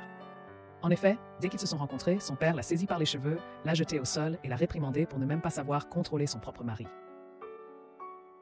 Il a même menacé de l'enfermer dans la chambre secrète. Seora s'est immédiatement souvenu comment, enfant, elle avait été témoin du meurtre de sa mère par son père dans cette même chambre. Hantée par ce souvenir, elle a compris qu'il y avait une réelle possibilité que son père la tue, alors elle s'est précipitamment agenouillée et a supplié grâce. Heureusement, le subordonné de son père a également plaidé en sa faveur. Elle a donc été épargnée, et Rial a été témoin de toute la scène depuis la salle de surveillance. Le conflit entre le père et la fille était un autre rebondissement inattendu hors du plan de Rial. Après avoir subi de multiples assauts, Seora regarda son mari, dormant à côté d'elle, et des pensées meurtrières commencèrent à la hanter. C'est à cause de cet homme qu'elle avait tant souffert. Elle se souvint soudainement comment, à la maternelle, son mari avait regardé Rial avec du regret dans les yeux, et sa rage s'enflamma. Seora pressa un couteau contre le cou de Guillaume, mais finalement elle ne put pas passer à l'acte. Elle aimait cet homme trop profondément, sans échappatoire à sa frustration. Le lendemain, Seora alla confronter Rial. Elle appela même 2 autres parents de la maternelle, et leur dit que Rial avait délibérément échangé les cartables des enfants, provoquant des conflits entre eux afin d'isoler Rial de tout le monde. De plus, elle a exigé que le proviseur expulse l'enfant de Rial de l'école. Seora comptait utiliser cela pour se venger de Rial, mais fut choquée lorsqu'au lieu d'être contrariée, elle éclata d'un rire terrifiant. Elle alla même jusqu'à dire que la prochaine personne à être expulsée serait Seora. Après avoir dit cela, elle mit intentionnellement de la musique et se mit à danser. En entendant la mélodie familière, Seora pensa immédiatement à la façon dont son mari jouait cette chanson lorsqu'ils étaient intimes, alors elle s'approcha furieusement de Rial et Tenilar. Lui demanda si elle avait perdu la tête. Mais au lieu de répondre, Rial éclata de nouveau de rire, se moquant ensuite de Seora pour son air pathétique. Seora essaya furieusement de frapper Rial, mais Rial riposta rapidement. Le garde du corps de Seora allait intervenir, mais Rial fit remarquer qu'il y avait des caméras partout, si bien que le garde du corps hésita. Seora est maintenant complètement furieuse. Elle avait l'intention de se défouler sur Rial, mais inopinément, Rial a renversé la situation. N'ayant pas le choix, Seora est sortie en tempête avec son garde du corps. Après s'être calmée, Rial a appelé Guillaume, mais juste après avoir appuyé sur le bouton d'appel, elle a immédiatement raccroché et posé le téléphone. Comme prévu, en moins de 3 secondes, Guillaume l'a rappelé. Rial a souri narquoisement, car cet homme était complètement sous son contrôle. La première chose que Guillaume a dite dès qu'il voulait la rencontrer dans un hôtel. Rial est arrivée comme promis, et cette fois, elle ne fuyait plus. Peut-être avait-elle déjà développé des sentiments pour lui, ce qui lui faisait peur de perdre le contrôle, alors elle a fui. Mais maintenant, tout cela n'avait plus d'importance. Qu'il l'aimât sincèrement ou que ce soit simplement par désir, cela ne la concernait plus. Son seul but maintenant était de ruiner complètement la vie de Seora. Lors de la grande inauguration de l'entreprise, le couple avait même spécialement invité le président du conglomérat italien. Lorsque Seora a été nommée représentante de la société, l'audience d'élite lui a réservé une salve d'applaudissements enthousiastes. Pour Seora, qui n'avait jamais été reconnue depuis son enfance, un sentiment soudain de réussite a jailli dans son cœur. Cependant, elle ne se doutait pas qu'elle tombait dans le piège de la vengeance de Rial. En effet, le lendemain, Guillaume demanda le divorce. Bien que Seora supplia son mari désespérément, Guillaume était déjà complètement captivé par Rial. Et même lorsqu'elle le toucha, il ressentit du dégoût. Guillaume fit ses valises et décida de quitter la maison. À ce moment-là, Seora était au bord de la crise de nerfs. Elle prit un couteau et entailla la doudoune de son mari, puis s'assit et pleura de désespoir. Pendant ce temps, Guillaume avait emmené Rial à l'église, et main dans la main, ils entrèrent dans l'église en présence du divin. Il sortit une paire d'alliances et en passa une lentement au doigt de Rial, commençant ainsi sa demande en mariage. Il dit qu'il avait été véritablement captivé par la version déchaînée d'elle-même qui lui ressemblait tant. Il la remercia de lui avoir permis d'être qui il est maintenant et de le comprendre. Il lui dit qu'il l'aimait. Après cela, Guillaume demanda à Rial si elle osait jurer devant le divin que l'homme qui se tenait devant elle était celui qu'elle aimait vraiment. Rial se retrouva immédiatement à nouveau déchirée par la lutte de la haine. Elle se rappela comment elle avait autrefois demandé à son père quoi faire face à un conflit intérieur, et son père avait répondu qu'elle devait simplement suivre son cœur. En ce moment, Rial prit sa décision et exprima enfin la réponse de son cœur. Elle accepta la proposition de Guillaume, cependant peu après, des pensées de vengeance refirent surface dans son esprit. C'était comme si une bataille intense entre un ange et un démon faisait rage dans son âme. Toutes sortes de bruits chaotiques l'ont finalement conduite à s'effondrer mentalement et à s'évanouir. Et juste à ce moment-là, sa mère est entrée et a été témoin de la scène.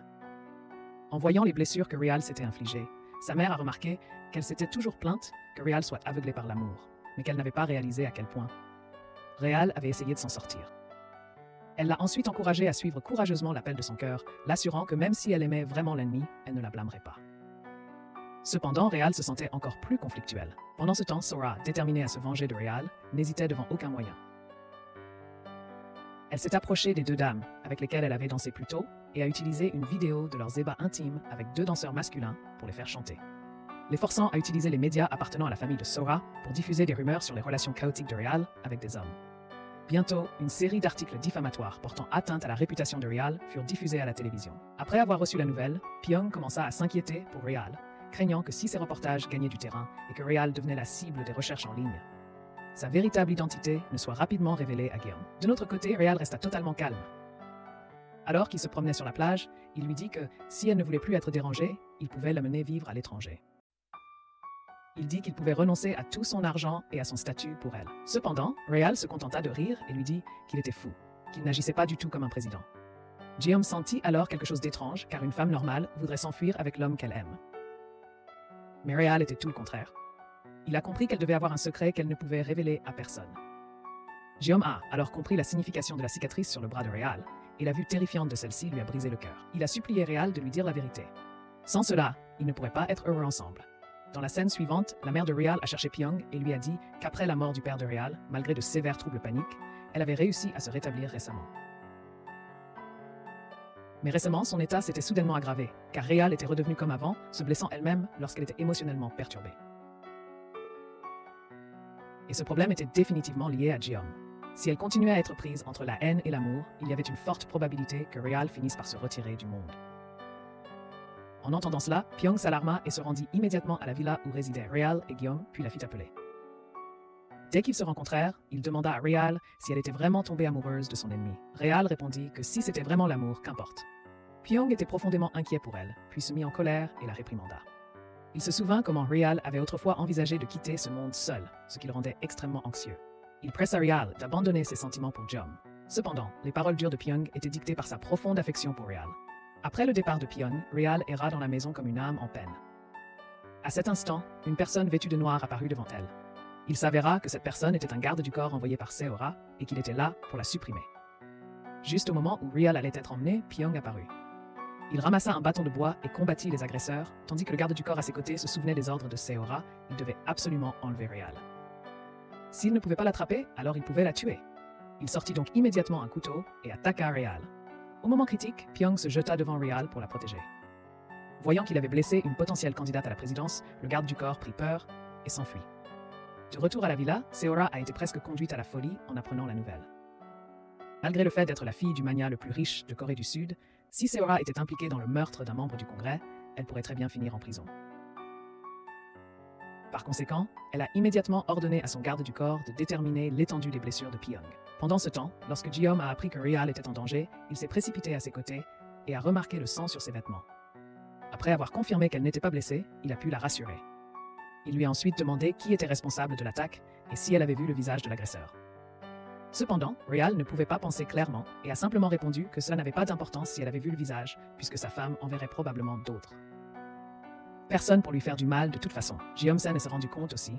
Si l'identité de Real en tant qu'épouse n'est pas rapidement confirmée, Seora ne manquera pas de continuer à lui causer des problèmes.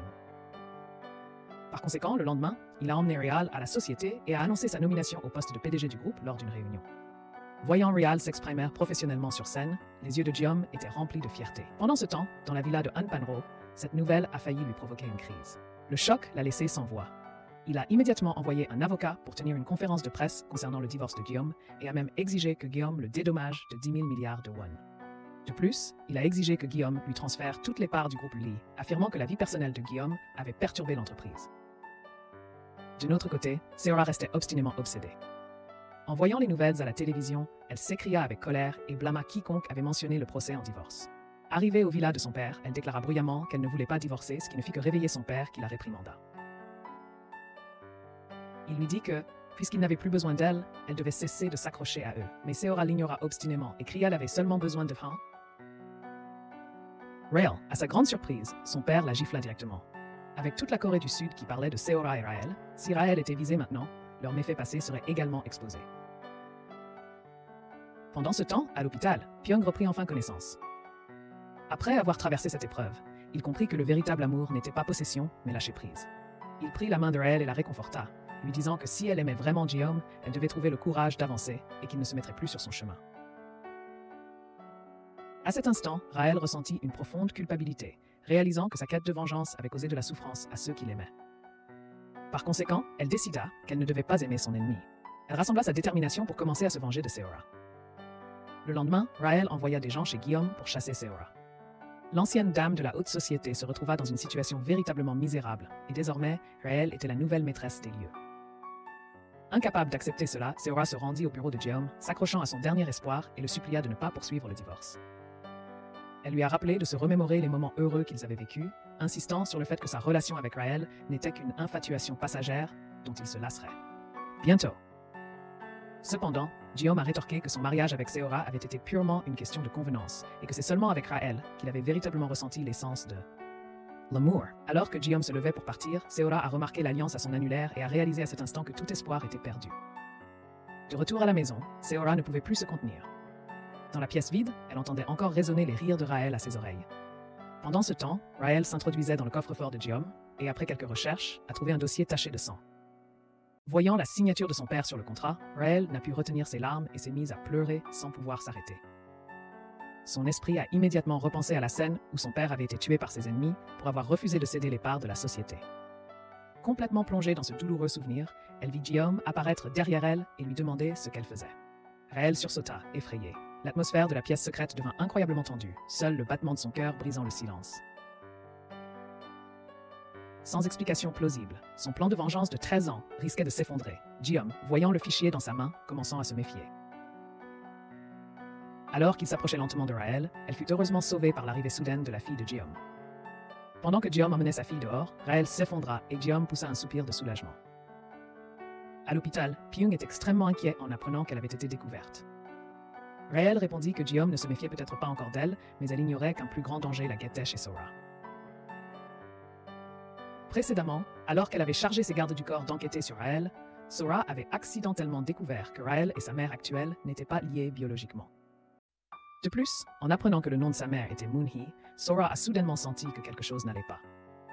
Bien que ce fût la première fois qu'elle entendait ce nom, il lui semblait étrangement familier. Finalement, elle s'est souvenue que le nom de Moon appartenait à la mère de la jeune fille qui avait autrefois aimé Guillaume et qui avait été tuée par Seora. Maintenant, cette femme était devenue la mère de Raël, ce qui impliquait qu'il y avait un secret qu'elle ne pouvait pas partager avec les autres. Par conséquent, Seora a ordonné à ses gardes du corps de se faufiler dans la maison de Moon-hee cette nuit-là et de l'enlever, puis de l'emmener dans un entrepôt. Devant Moon-hee, Seora a raconté clairement comment elle avait assassiné la fille de Moon-hee il y a des années. D'après la réaction de Moon-hee, Seora a su que ses soupçons étaient corrects. Elle a ensuite demandé à Moon-hee quelle était sa relation avec Raël et quelle était la véritable identité de Raël. Voyant l'ennemi devant elle, Moon-hee cracha au visage de Seora, mais Seora se contenta de rire de façon maniaque. Après cela, elle ordonna à ses gardes du corps de torturer Moon-hee. D'un autre côté, depuis que Guillaume avait découvert Raël entrant dans la pièce secrète, il avait commencé à la soupçonner. En conséquence, il l'avait mise à part pour une conversation ce soir-là. Il demanda à Raël s'il y avait un problème et insista pour qu'elle soit honnête avec lui. Cependant, Raël soutint obstinément qu'il n'y avait rien de suspect. Guillaume dit alors que même s'il était follement amoureux d'elle, il n'était pas fou et qu'elle ne devait pas le forcer à découvrir des secrets cachés. Le lendemain, Seora, pleine d'énergie, se tenait devant le miroir en essayant des vêtements, un contraste frappant avec son apparence désemparée de la nuit précédente. Elle s'est ensuite rendue à la villa de Raël et Guillaume. Voyant Raël jouer le rôle d'une épouse, Seora la nargua et mentionna ensuite le nom de Lee Raël. Instantanément, le sourire s'effaça du visage de Raël. Seora sut que ce nom indiquait qu'elle était consciente de la véritable identité de Raël. Observant la réaction paniquée de Raël, Seora se sentit encore plus satisfaite. Elle alla ensuite trouver Guillaume, prétendant avoir quelque chose d'important à discuter avec lui. Cependant, Guillaume, totalement las de Seora, la réprimanda pour son impudence. Avant d'être réprimandée, Seora profita de l'occasion pour partir, mais elle nargua Guillaume en lui disant qu'il aurait bientôt à la remercier. Elle a ensuite appelé Raël pour s'asseoir et parler. Sous le regard terrifié de Raël, Seora jeta les documents et les photos d'enfance de Raël devant Guillaume. Raël était extrêmement anxieuse, mais à sa grande surprise, Guillaume aimait tellement Raël que, malgré les preuves évidentes, il ordonna tout de même à ses subordonnés d'expulser Seora. Néanmoins, Seora était très confiante. Avant de partir, elle dit à son mari que s'il examinait tous les documents sur la table, il déciderait sans aucun doute de ne pas poursuivre le divorce. Ensuite, Raël et Guillaume sont sortis dîner ensemble. Bien que Guillaume n'ait posé aucune question, l'atmosphère silencieuse rendait Raël extrêmement nerveuse. Par conséquent, elle prit l'initiative de tout dissimuler. Elle a expliqué que la mort de son père et le remariage de sa mère l'avaient obligée à changer de nom. Guillaume a alors demandé à Raël si c'était tout ce qu'elle voulait expliquer. À cet instant, elle a soudainement retrouvé toute sa lucidité. Si elle ne pouvait pas regarder Jeom directement dans les yeux à cet instant, son plan de vengeance de 13 ans serait compromis. Elle a donc confronté Jeom et lui a demandé s'il se méfiait d'elle. Comme prévu, Jeom a ensuite pris les documents sur la table et les a déchirés en 1000 morceaux. Il a dit à Raël qu'il n'insisterait pas sur ce qu'elle ne voulait pas révéler et que son passé ne le concernait pas. Il a dit qu'il ne faisait que commencer, puis il a quitté le restaurant. Ce n'est qu'une fois que Jeom est monté dans sa voiture que Raël a poussé un soupir de soulagement. Elle a immédiatement envoyé un message à son garde du corps, lui ordonnant de retirer discrètement les documents de la table. De retour chez elle, Raël a tranquillement reconstitué les documents cette nuit-là. Il s'est avéré que Sora connaissait leur procès imminent et était au courant de la véritable identité de la mère de Raël. Raël a alors réalisé que sa mère pouvait être en danger. Par conséquent, elle a appelé Pyong pour lui faire part de la situation, sans se douter que Guillaume l'observait secrètement depuis la fenêtre. Le lendemain, Raël s'est précipité chez sa mère pour trouver la chambre en désordre et personne à l'horizon. De plus, le téléphone était également éteint. À ce moment-là, Raël était certaine que Sora était derrière tout ça. Alors elle est immédiatement allée à l'hôpital pour rapporter la situation à Pyong. En apprenant la situation, il a craint que Raël ne soit également en danger, alors il a décidé de quitter l'hôpital malgré ses blessures qui n'étaient pas encore complètement guéries. Sur le chemin pour trouver Sora, Raël était suivi par Jeom. Heureusement, Pyong a réussi à détecter cela et a appelé Guillaume pour détourner son attention. Lors de leur rencontre, Pyong a subtilement insinué à Jeom que la famille de son beau-père serait punie et que s'il ne voulait pas être impliqué, il devait rapidement procéder au divorce. Au moment où Pyong s'en allait, Jeom lui a demandé s'il avait des sentiments pour Raël. Pyong a dit à Jeom que même si Raël était avec lui maintenant, elle le quitterait un jour. Jeom a répondu que son amour pour Raël était immense.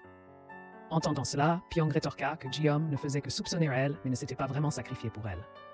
Pendant ce temps, Raël avait aussi retrouvé Sora. À leur rencontre, elle exigea que Sora libère sa mère, mais Sora ne semblait pas intéressé à négocier. Sora se moqua d'elle, lui demandant si Jeom l'avait mise à la porte. Du coup, la réplique suivante de Raël empêcha Sora de continuer à rire.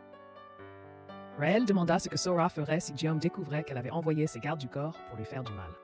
Sora devint immédiatement anxieuse. Si Jeom apprenait ses méfaits, alors elle serait perdante. Alors que Sora était encore sous le choc, Raël continua en déclarant que, avant minuit ce soir, Sora devait ramener sa mère saine et sauve. Après cela, Raël quitterait Guillaume et rendrait la maison à Sora. De retour chez elle, Raël quitta rapidement les lieux. Sachant que Jeom se méfiait d'elle, elle devait régler le problème rapidement et déposa immédiatement une plainte. Cependant, avant de partir, elle avait une tâche plus importante. Il s'agissait du contrat que son ennemi avait forcé son père à signer et qui était conservé dans le coffre-fort de Jeom. Elle tenta habilement d'ouvrir le coffre-fort, mais découvrit qu'elle avait entré le mauvais code.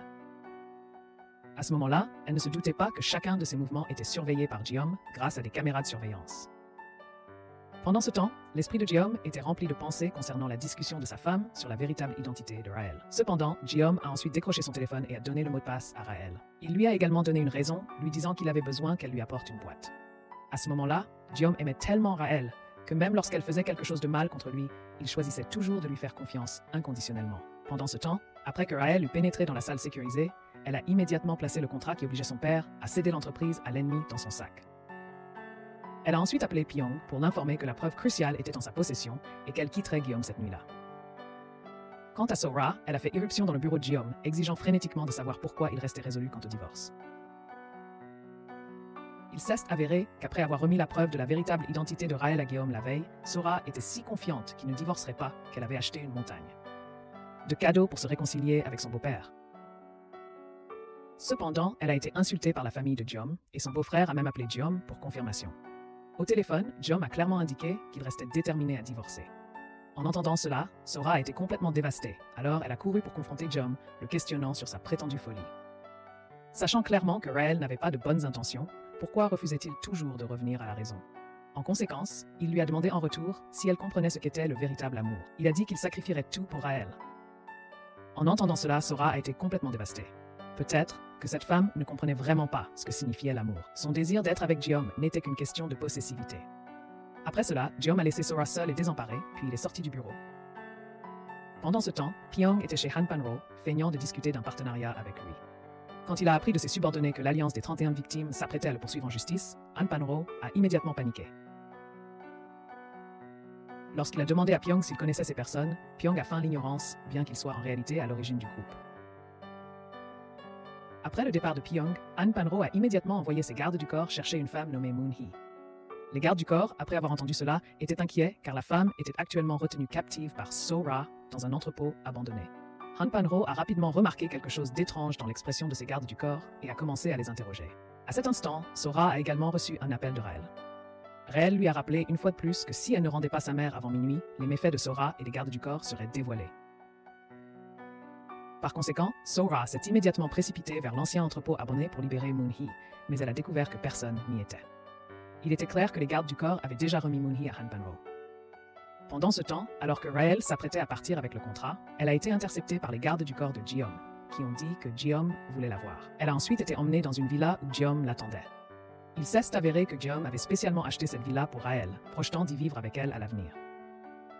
Ji-Homme a présenté un accord de cession de parts de la société, révélant qu'il était prêt à tout abandonner pour Raël. Il lui a dit qu'il ne savait pas quel secret elle lui cachait, mais qu'il lui donnerait tout ce qu'il avait pourvu qu'elle reste à ses côtés. À cet instant, Raël fut profondément émue et les larmes coulèrent sur son visage. Comment les sentiments de cet homme pouvaient-ils être si profonds alors qu'elle avait intentionnellement ourdi des complots contre lui dans son dos? Ji-Homme essuya doucement ses larmes et la réconforta. Le lendemain, après avoir remis les preuves du procès à Pyong, Raël avait également prévu de tout avouer à Ji-Homme avant de lui causer d'autres dommages. C'était la moindre des politesses en amour. Elle prit donc rendez-vous avec Ji-Homme dans un bar. Cependant, juste après avoir passé l'appel, elle entendit sa mère crier au secours. Ne pouvant plus attendre Ji-Homme, elle est immédiatement rentrée chez elle. Arrivée au bar et ne trouvant pas Raël, Ji-Homme décida d'aller chez elle. Sur le chemin du retour, il vit une notification concernant une action de groupe sur son téléphone. Il reçut ensuite un appel de son père, qui l'informa que la corporation était poursuivie par une femme nommée Moon-hee, fille du propriétaire d'une entreprise de semi-conducteurs. En entendant le nom de Moon-hee, Ji-Homme fut choqué. N'était-ce pas la mère de Raël? Autrement dit, Raël pourrait-elle être la fille de cette entreprise de semi-conducteurs? Ji-Homme ne pouvait supporter d'y penser plus longtemps et retourna immédiatement au coffre-fort de sa maison. Cependant, même après avoir fouillé les lieux, il n'a pas trouvé le contrat d'acquisition de la société de semi-conducteurs. Ji-Homme a immédiatement pensé au document que Raël avait tenu plus tôt, tout en faisant semblant de jouer à cache-cache avec les enfants. Furieux, il a jeté tous les livres par terre, puis s'est rendu chez Raël pour la trouver. Pendant ce temps, Raël, qui revenait tout juste du bar, a immédiatement vérifié la localisation de sa mère via le système de surveillance à domicile et a découvert qu'elle se trouvait chez Han Panro. Elle a ensuite appelé Pyong à l'aide. En entendant cela, Pyong a immédiatement contacté l'équipe du parquet ce soir-là et s'est rendu chez Han Panro pour la secourir. À ce moment-là, Ji-Homme avait également vu la voiture de Raël dehors. Il a touché le capot et l'a trouvé encore chaud, indiquant que Raël venait de rentrer. Alors que Raël tentait d'appeler sa mère depuis la pièce secrète, elle entendit soudainement une porte se briser. Cependant, l'écran de surveillance ne montrait personne à l'extérieur. Se doutant de quelque chose, Raël sortit pour vérifier. Par le long tunnel secret, Raël descendit au salon du rez-de-chaussée, ignorant qu'à peine était-elle partie que Ji-Homme était sorti par la porte arrière et avait pénétré dans la pièce secrète. À peine eut-il franchi le seuil qu'il fut stupéfait de voir le matériel de surveillance installé partout dans la pièce. L'écran de l'ordinateur affichait même sa liste d'appels, mais ce qui le choqua encore plus restait à venir. Lorsque Ji-Homme se tourna pour regarder les photos sur le mur, il fut complètement bouleversé. À cet instant, il comprit enfin pourquoi Raël avait fait tout son possible pour se rapprocher de lui. C'était pour le détruire. L'esprit de Ji-Homme repensa à tout ce que Raël avait fait au début pour gagner sa confiance. Au moment où il commençait à douter de tout son entourage, Raël rentra à la maison et Ji-Homme lui hurla furieusement au visage, lui demandant comment elle pouvait le traiter ainsi.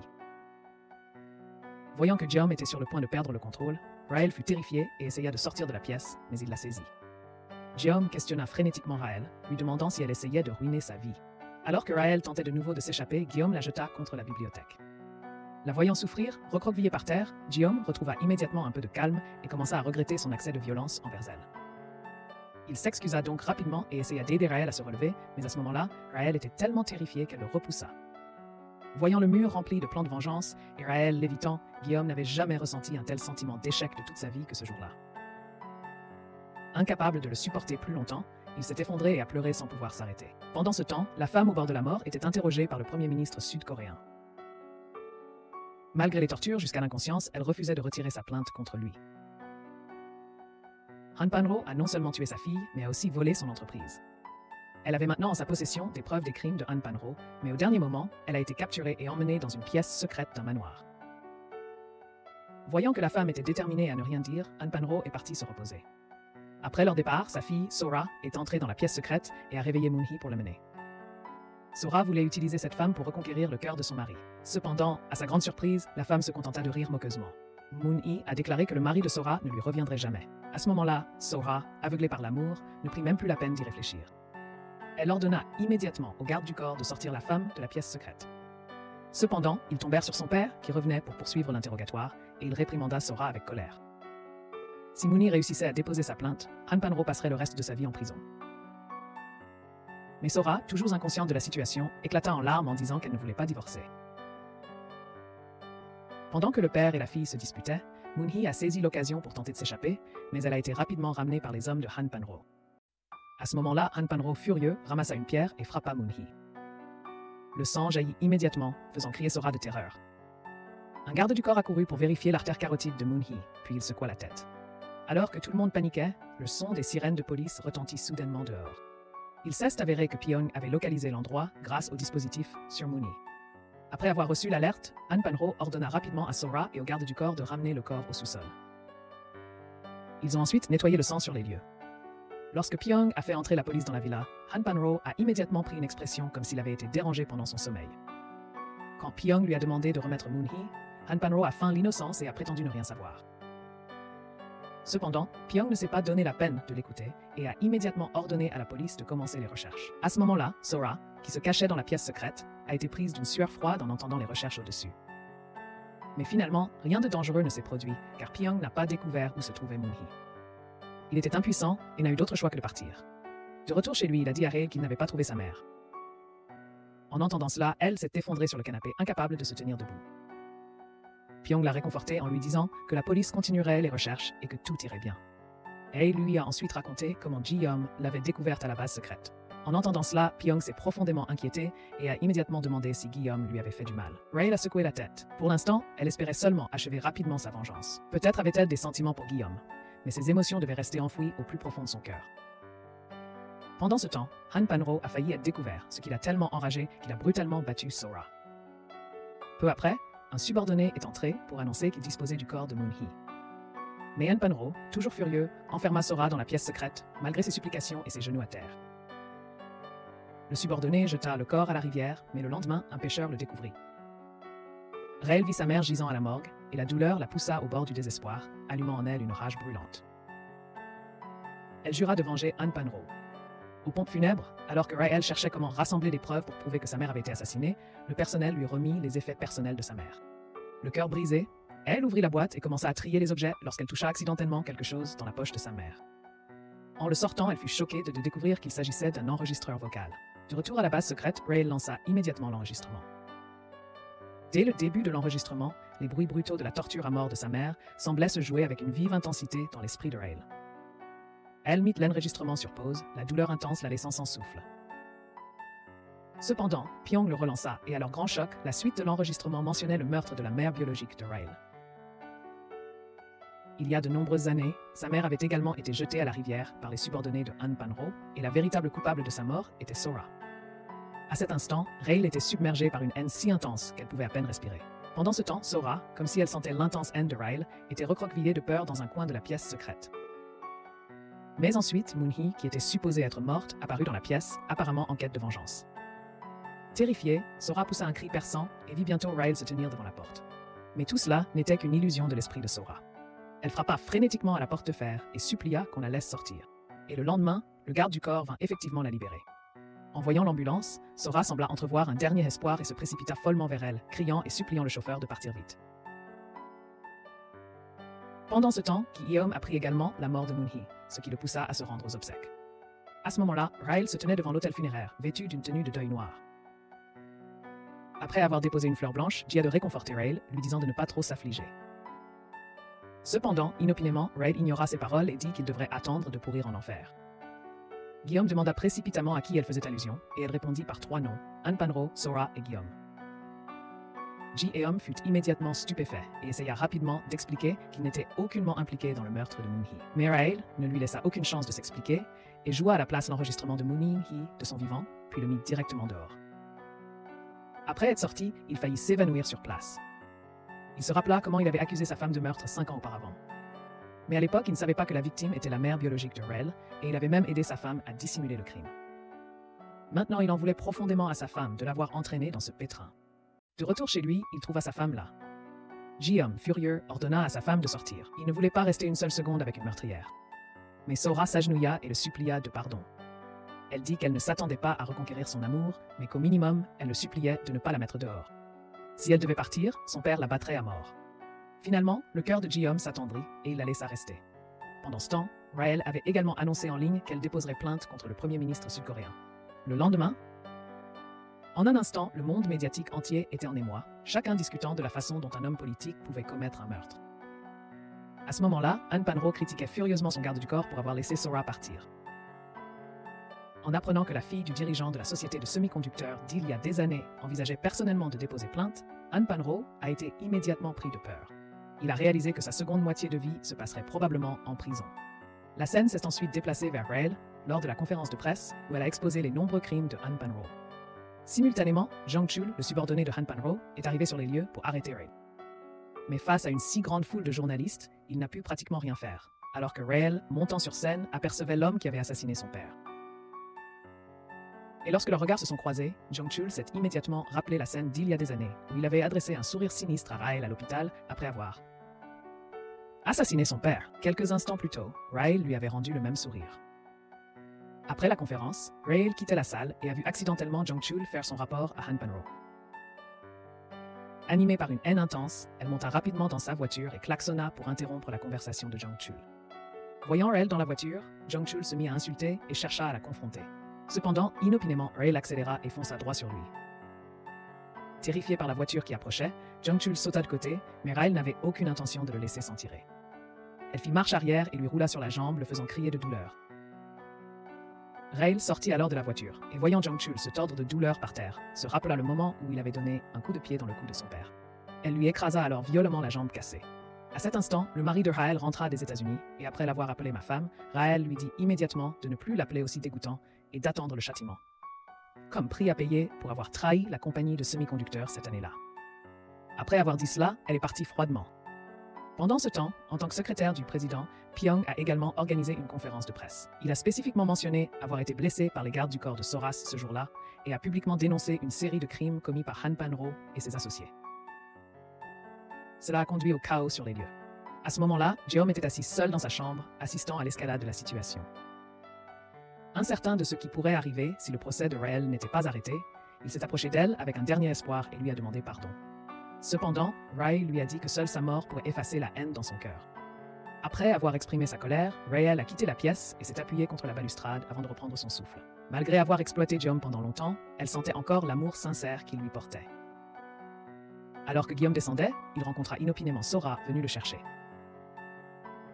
Apprenant que son mari était venu avouer ses méfaits, Sora, toujours aveuglée par la situation, dit à Guillaume de rester positif et s'interrogea sur les raisons pour lesquelles il devait s'abaisser à Raël. Voyant sa femme insensée, Guillaume ne put que secouer la tête avec désespoir. Pendant ce temps, Raël, à l'étage, avait également aperçu Sora et pensa immédiatement à sa mère, tuée par Sora, comme révélé dans l'enregistrement. Sans tenir compte des tentatives de Guillaume pour l'arrêter, Raël brisa un vase, prit un tesson pointu et descendit avec l'intention de tuer Sora. En descendant, elle surprit les paroles de Guillaume. Il exprima que son seul souhait était d'être une bonne personne aux yeux de Raël. À cet instant, la détermination de Raël vacilla et elle relâcha lentement sa prise sur le tesson. Pyong, le cœur brisé, prit alors le tesson des mains de Raël, nettoya délicatement le sang et conseilla à Raël de ne pas écouter, insistant sur le fait qu'elle ne pouvait pas se permettre de faiblir à un moment aussi crucial. Malgré tout, Raël aimait toujours profondément Guillaume. Le lendemain, Raël déposa officiellement une plainte pour le meurtre de son père, mais à sa grande surprise, Guillaume apparut personnellement au tribunal. Raël soupçonna que la présence de Guillaume était une tentative d'utiliser la pression publique pour retarder le verdict. Cependant, inopinément, Guillaume ignora les preuves incomplètes de Raël et demanda proactivement un arrangement à l'amiable avec elle.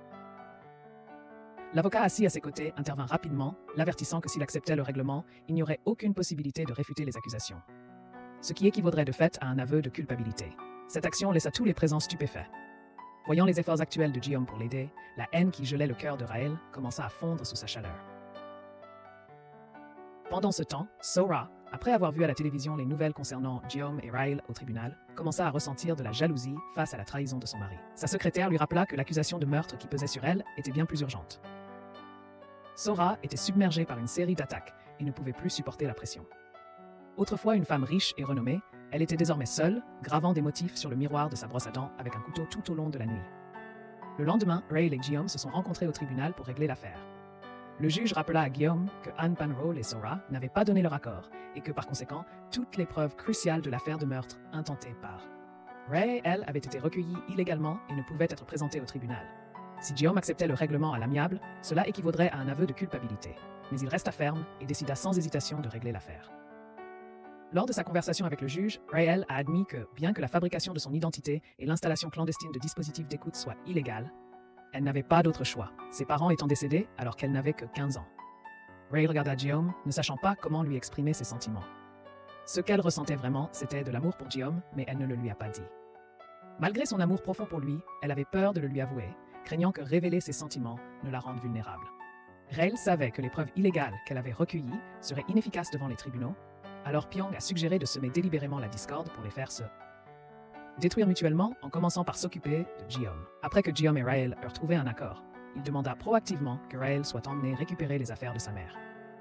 Cependant, en arrivant sur les lieux, elle constata que le personnel trouvait des excuses pour les retenir, affirmant que les objets avaient été saisis par le parquet. En entendant cela, Raël comprit que quelqu'un devait intentionnellement lui bloquer l'accès. Pendant ce temps, après avoir appris la nouvelle, Pyong s'est immédiatement rendu sur les lieux. Face au secrétaire général, le chef de département afficha une expression mécontente. C'est alors qu'elle avoua que Han Pan-ro avait usé de sa position de Premier ministre pour les faire pression. En entendant cela, Pyong fut furieux. S'ils ne devaient pas adhérer au principe, mais plutôt user de leur autorité, alors il devrait utiliser sa position de secrétaire général pour régler le problème. Pendant ce temps, en attendant, Raël remarqua par hasard que Guillaume portait toujours la bague qu'il lui avait donnée en demande en mariage. Elle lui demanda pourquoi il ne l'avait pas enlevée, mais Guillaume répondit qu'il n'avait pas eu l'occasion de le faire. Il dit qu'il la portait parce qu'il l'aimait et qu'il ne la retirerait que lorsqu'il ne l'aimerait plus. Même s'ils se détestaient, cela ne signifiait pas qu'il ne l'aimait plus. Guillaume demanda alors à Raël si elle n'avait jamais ressenti un moment d'amour véritable pour lui lorsqu'ils dansaient le tango et que leur cœur était proche. Raël répondit froidement qu'elle ne s'était approchée de lui que pour se venger et que leurs objectifs étaient différents. Leur conversation s'achevant dans le silence, puis sous la pression de Pyong, le personnel apporta les effets personnels de la mère de Raël. En ouvrant la boîte, Raël caressa les photos de sa famille heureuse. Et à cet instant, le tourment de la haine refit surface en elle, la faisant pleurer inconsolablement. Voyant cela, Guillaume ne put que baisser la tête, se sentant profondément remords. Raël ouvrit ensuite le journal intime de sa mère, et c'est alors qu'elle apprit que sa mère avait simulé sa disparition pour la protéger. Après le départ de Raël à l'étranger, sa mère avait manifesté quotidiennement devant l'entreprise de Guillaume, avec une pancarte, mais Guillaume l'avait ignorée à plusieurs reprises. Ignorant la vérité derrière ses actions. Dans son journal, la mère de Raël l'exhortait à laisser tomber sa haine et à continuer à vivre bien. Raël a également trouvé une vidéo de sa mère lorsqu'elle était encore en vie. Dans la vidéo, il était montré que Sora avait pris le contrôle de l'entreprise du père de Raël et l'avait utilisé comme dot pour épouser Guillaume. Après avoir regardé la vidéo, Guillaume réalisa soudainement qu'il n'avait été qu'un instrument dans le mariage arrangé entre son père et Han Pan-ro. Le groupe LEI, qu'il avait acquis grâce à son mariage avec Sora, avait été obtenu suite au meurtre du père de Raël. Guillaume a pleuré et s'est excusé auprès de Raël, mais elle était devenue folle et lui a attrapé le col, voulant mourir. Guillaume a dit qu'il ferait tout ce qu'elle voulait. Le lendemain, pour expier ses péchés, Guillaume a tenu une conférence de presse où il a avoué tous les chefs d'accusation, y compris l'appropriation de la société du père de Raël et le meurtre. En voyant les nouvelles, Han Pan-ro est entré dans une rage et s'est précipité à la société pour trouver Guillaume, mais il a été arrêté par les agents de sécurité à la porte. Pendant ce temps, Jung-chul, qui avait été blessé et hospitalisé par Raël, ne pouvait plus rester calme et a immédiatement appelé Han Pan-ro. En conséquence, Han Pan-ro était en colère et a raccroché directement. À ce moment-là, Jung-chul avait développé une forte aversion pour Han Pan-ro. Pendant ce temps, Sora, qui devenait folle à la maison, a été informée par sa secrétaire que la police était dehors et voulait l'arrêter. De plus, quelqu'un avait soumis l'enregistrement de son meurtre de Moon-hee au tribunal. Furieuse, Sora demanda à sa secrétaire qui avait fait ça. Raël l'appela ensuite pour l'informer que Han Pan-ro avait accepté sa demande de conciliation et que Sora serait tenue responsable de toutes les accusations. Elle révéla également que l'enregistrement lui avait été remis par Han Pan-ro. Après avoir entendu cela, Sora eut du mal à y croire et appela immédiatement son garde du corps pour s'enquérir. Le garde du corps confirma que c'était bien Han Pan-ro qui l'avait fait. Après avoir raccroché, Sora était dévastée, mais elle ignorait que le garde du corps avait été incité par Raël et Pyong. Le garde du corps se rendit ensuite au manoir de Han Pan-ro pour l'informer que Sora avait remis la photo compromettante au tribunal. Furieux, Han Pan-ro saisit un marteau et prévoyait d'aller tuer Sora. Sur ce, Sora arriva chez son père pour l'affronter et tous deux se battirent dès qu'ils se virent. Au moment où Han Pan-ro allait frapper Sora avec le marteau, le garde du corps l'attaqua par derrière et le mit KO. Par la suite, Sora emprisonna son père dans une chambre secrète où il la supplia désespérément de le laisser sortir.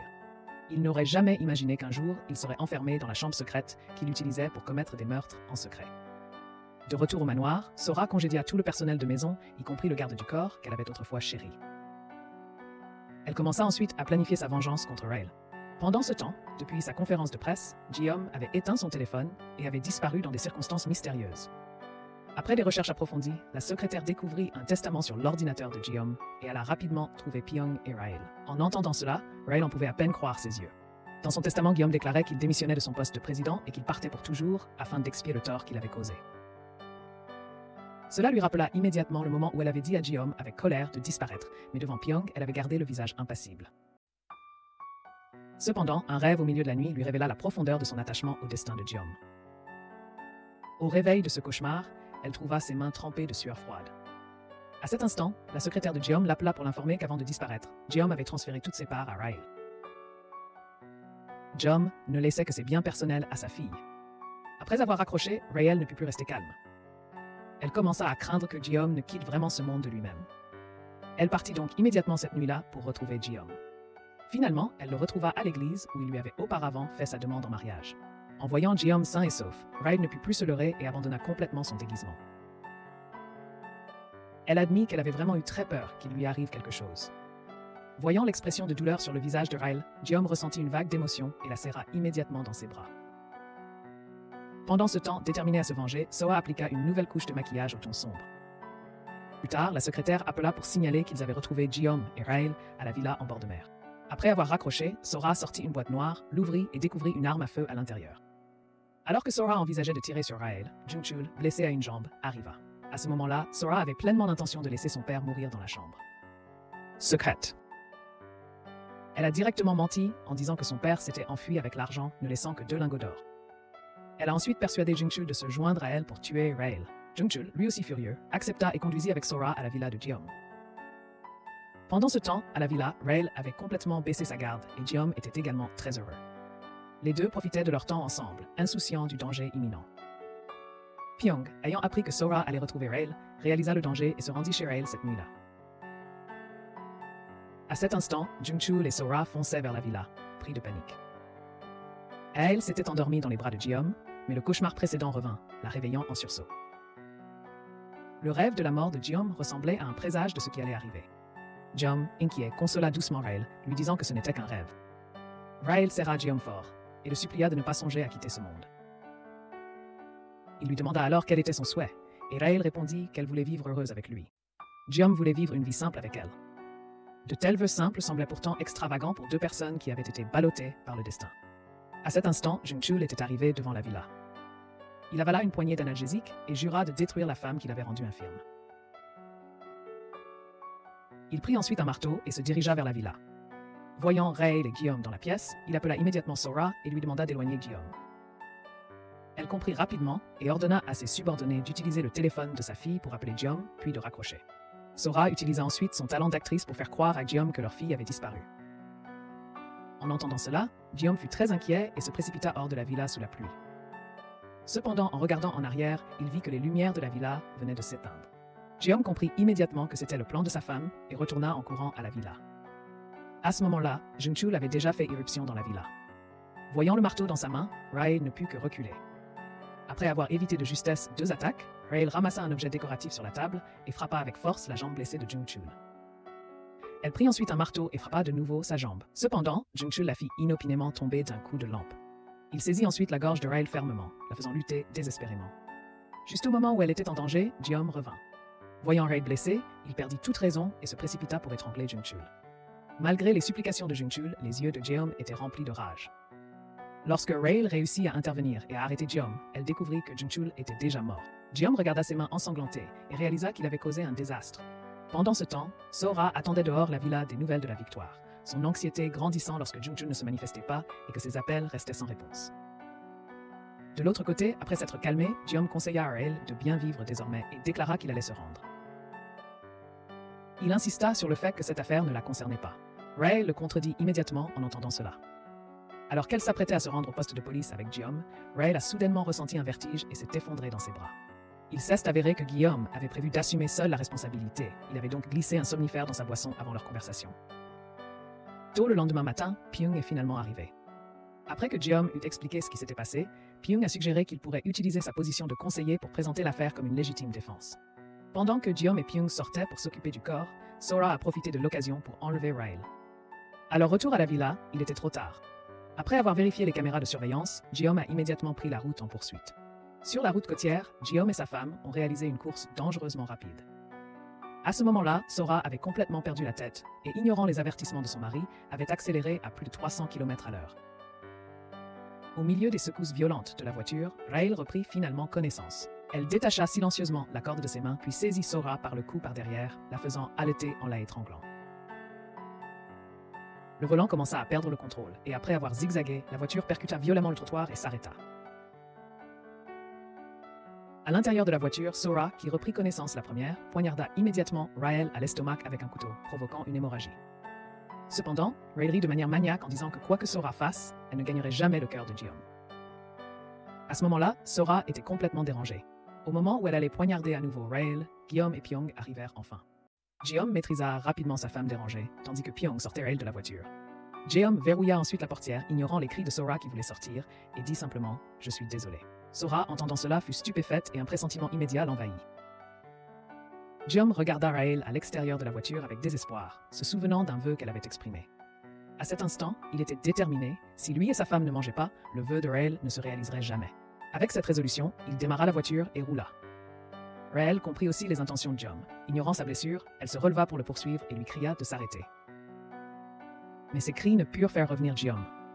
Jusqu'au moment de son acte, il continua de caresser la bague avec laquelle il avait demandé Rael en mariage, croyant que cela pourrait être la seule façon d'expier pleinement ses erreurs envers elle. Pendant ce temps, voyant mourir l'amour de sa vie, Ray hurla de folie, puis finit par perdre connaissance. La scène se déplaça vers Hel à l'hôpital. Inconsciente, elle fit un rêve où elle se retrouva dans un champ de sarrasin, sentant le léger parfum des fleurs et écoutant le joyeux chant des oiseaux. C'était complètement différent des cauchemars violents qu'elle avait vécus auparavant, symbolisant que Rael avait finalement laissé partir la haine de son cœur. Quand Pyung la réveilla, elle apprit qu'elle avait dormi pendant 4 jours. Ray demanda immédiatement des nouvelles de Ji-Young. En apprenant de Pyung que Guillaume avait été incinéré, Ray fut dévasté. Pendant ce temps, le père de Ji-Young avait enfin montré un peu de remords. Il tenait une photo de son fils, pleurant sans cesse et s'excusant de ne pas avoir rempli ses responsabilités de père. Cependant, il fut surpris de la réaction différente de son fils aîné qui attaqua Ji-Young, furieux que celui-ci ait laissé toutes ses parts de la société à Rael avant de mourir. Le fils aîné, enragé et crachant du sang, hurla alors de folie. Il en résulta une gifle et des coups de son père.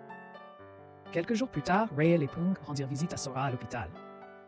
Rael se demandait pourquoi les bonnes personnes semblaient toujours mourir jeunes, tandis que les mauvaises comme Sora restaient en vie. À ce moment-là, Sora était devenue mentalement malade, serrant une couverture vide et marmonnant constamment. Le médecin a informé Rael que Sora souffrait de schizophrénie et d'amnésie sélective, oubliant les souvenirs douloureux comme mécanisme de défense. Si elle devait se remémorer ses souvenirs, la douleur serait si intense qu'elle pourrait la pousser à quitter ce monde seule.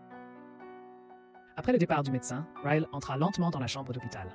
Sora ne reconnaissait plus Rael, mais Rael n'avait aucune intention de la pardonner. Elle prit un miroir et le plaça devant Sora. Sora fut horrifiée en voyant son visage défiguré. Voyant l'état dévasté de Sora, Rael ressentit un profond sentiment de satisfaction. Rael révéla alors tout ce que Sora avait fait, et ce n'est que lorsque Sora commença à se remémorer ses souvenirs que Rael se sentit suffisamment à l'aise pour partir. Pendant ce temps, dans la chambre secrète de la villa, Han Panro, emprisonné par sa propre fille, avait quitté ce monde de faim. La police découvrit son corps plus d'1 mois plus tard. Il est mort les yeux grands ouverts, et avant sa mort, il avait gravé une profonde marque sur le sol. Sur les 4 accusés, 3 avaient quitté ce monde, et la seule survivante était Sora, qui ne pouvait comparaître devant le tribunal en raison de sa maladie mentale. En conséquence, seul le garde du corps, qui les avait toujours aidés dans leur meurtre, devait faire face au tribunal. Réalisant sa propre culpabilité, il a pleuré et a avoué tous les crimes de la famille Han Panro. À cet instant, le procès pour vengeance qui avait duré 13 ans touchait enfin à sa fin. Rael a finalement pu lâcher prise sur sa haine. Le film se termine ici. Merci de nous avoir regardés et nous avons hâte de vous retrouver dans la prochaine vidéo.